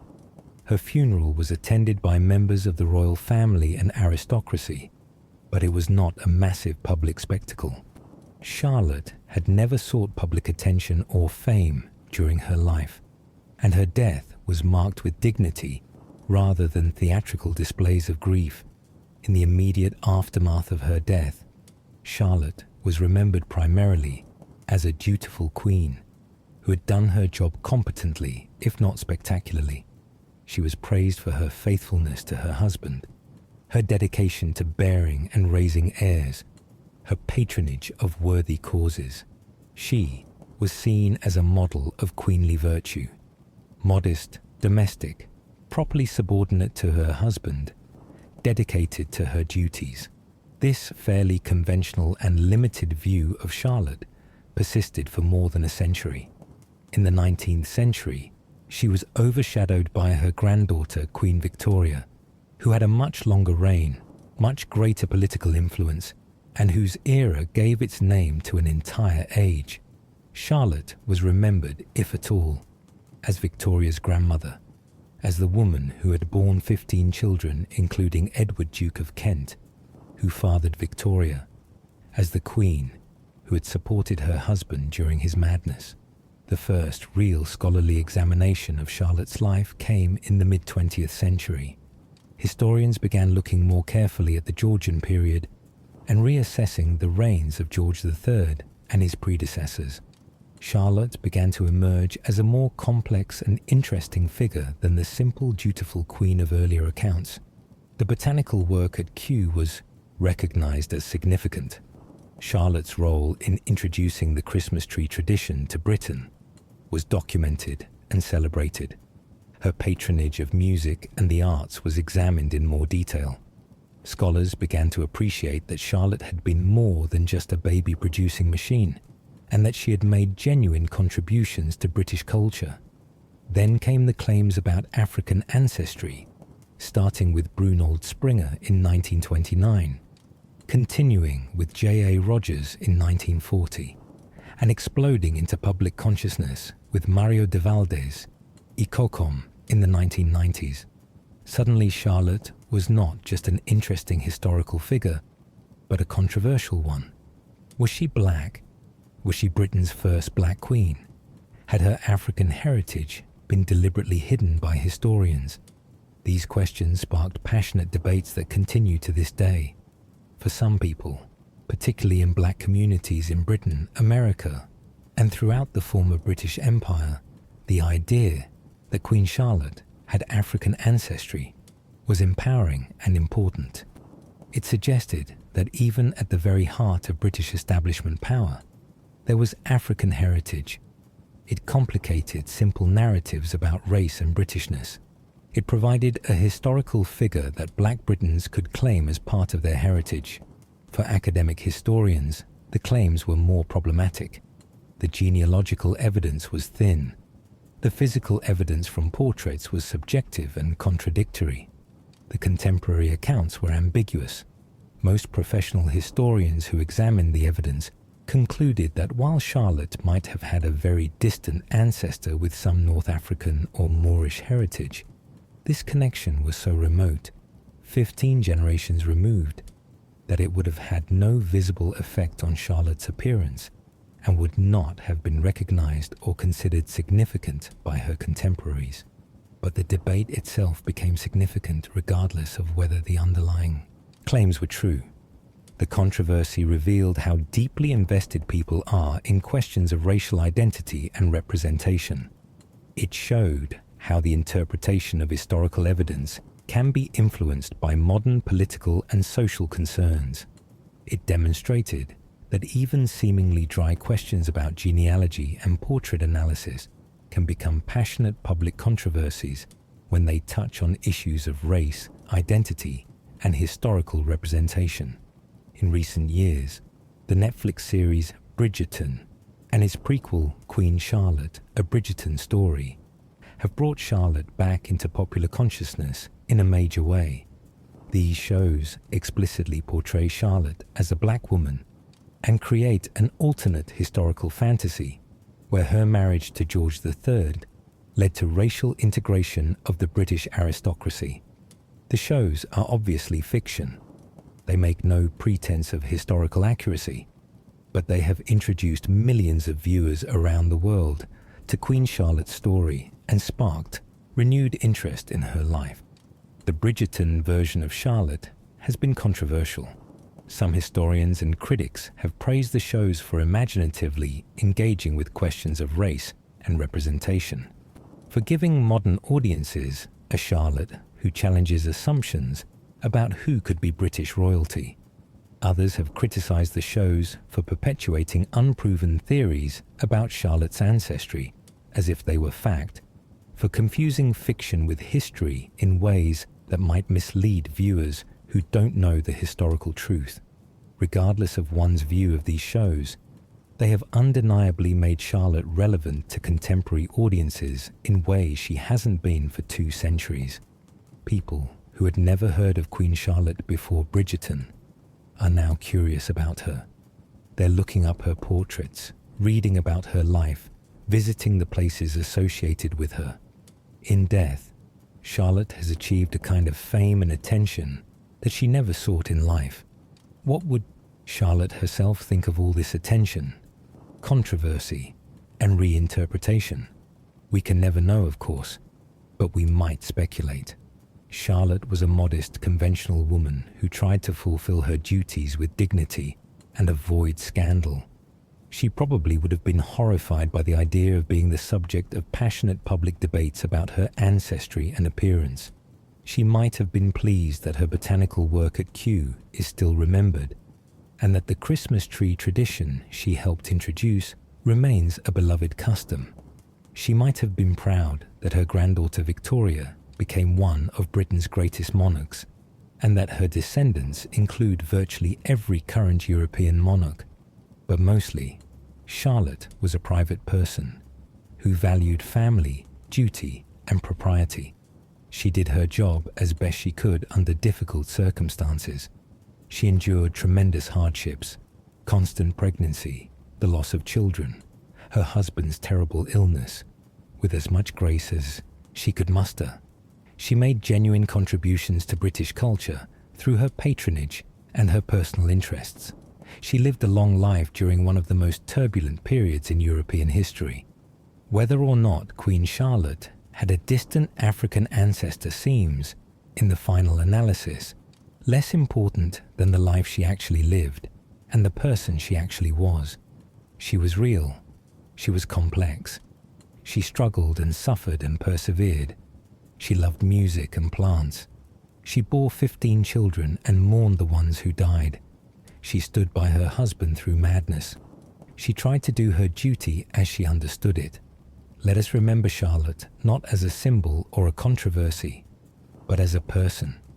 A woman born in 1744 in a small German duchy, who travelled to England at 17 to marry a stranger, who became queen that same day, who spent the next 57 years performing the exhausting duties of her position, who finally died at 74, having lived through extraordinary times and having left her mark on history in ways both great and small.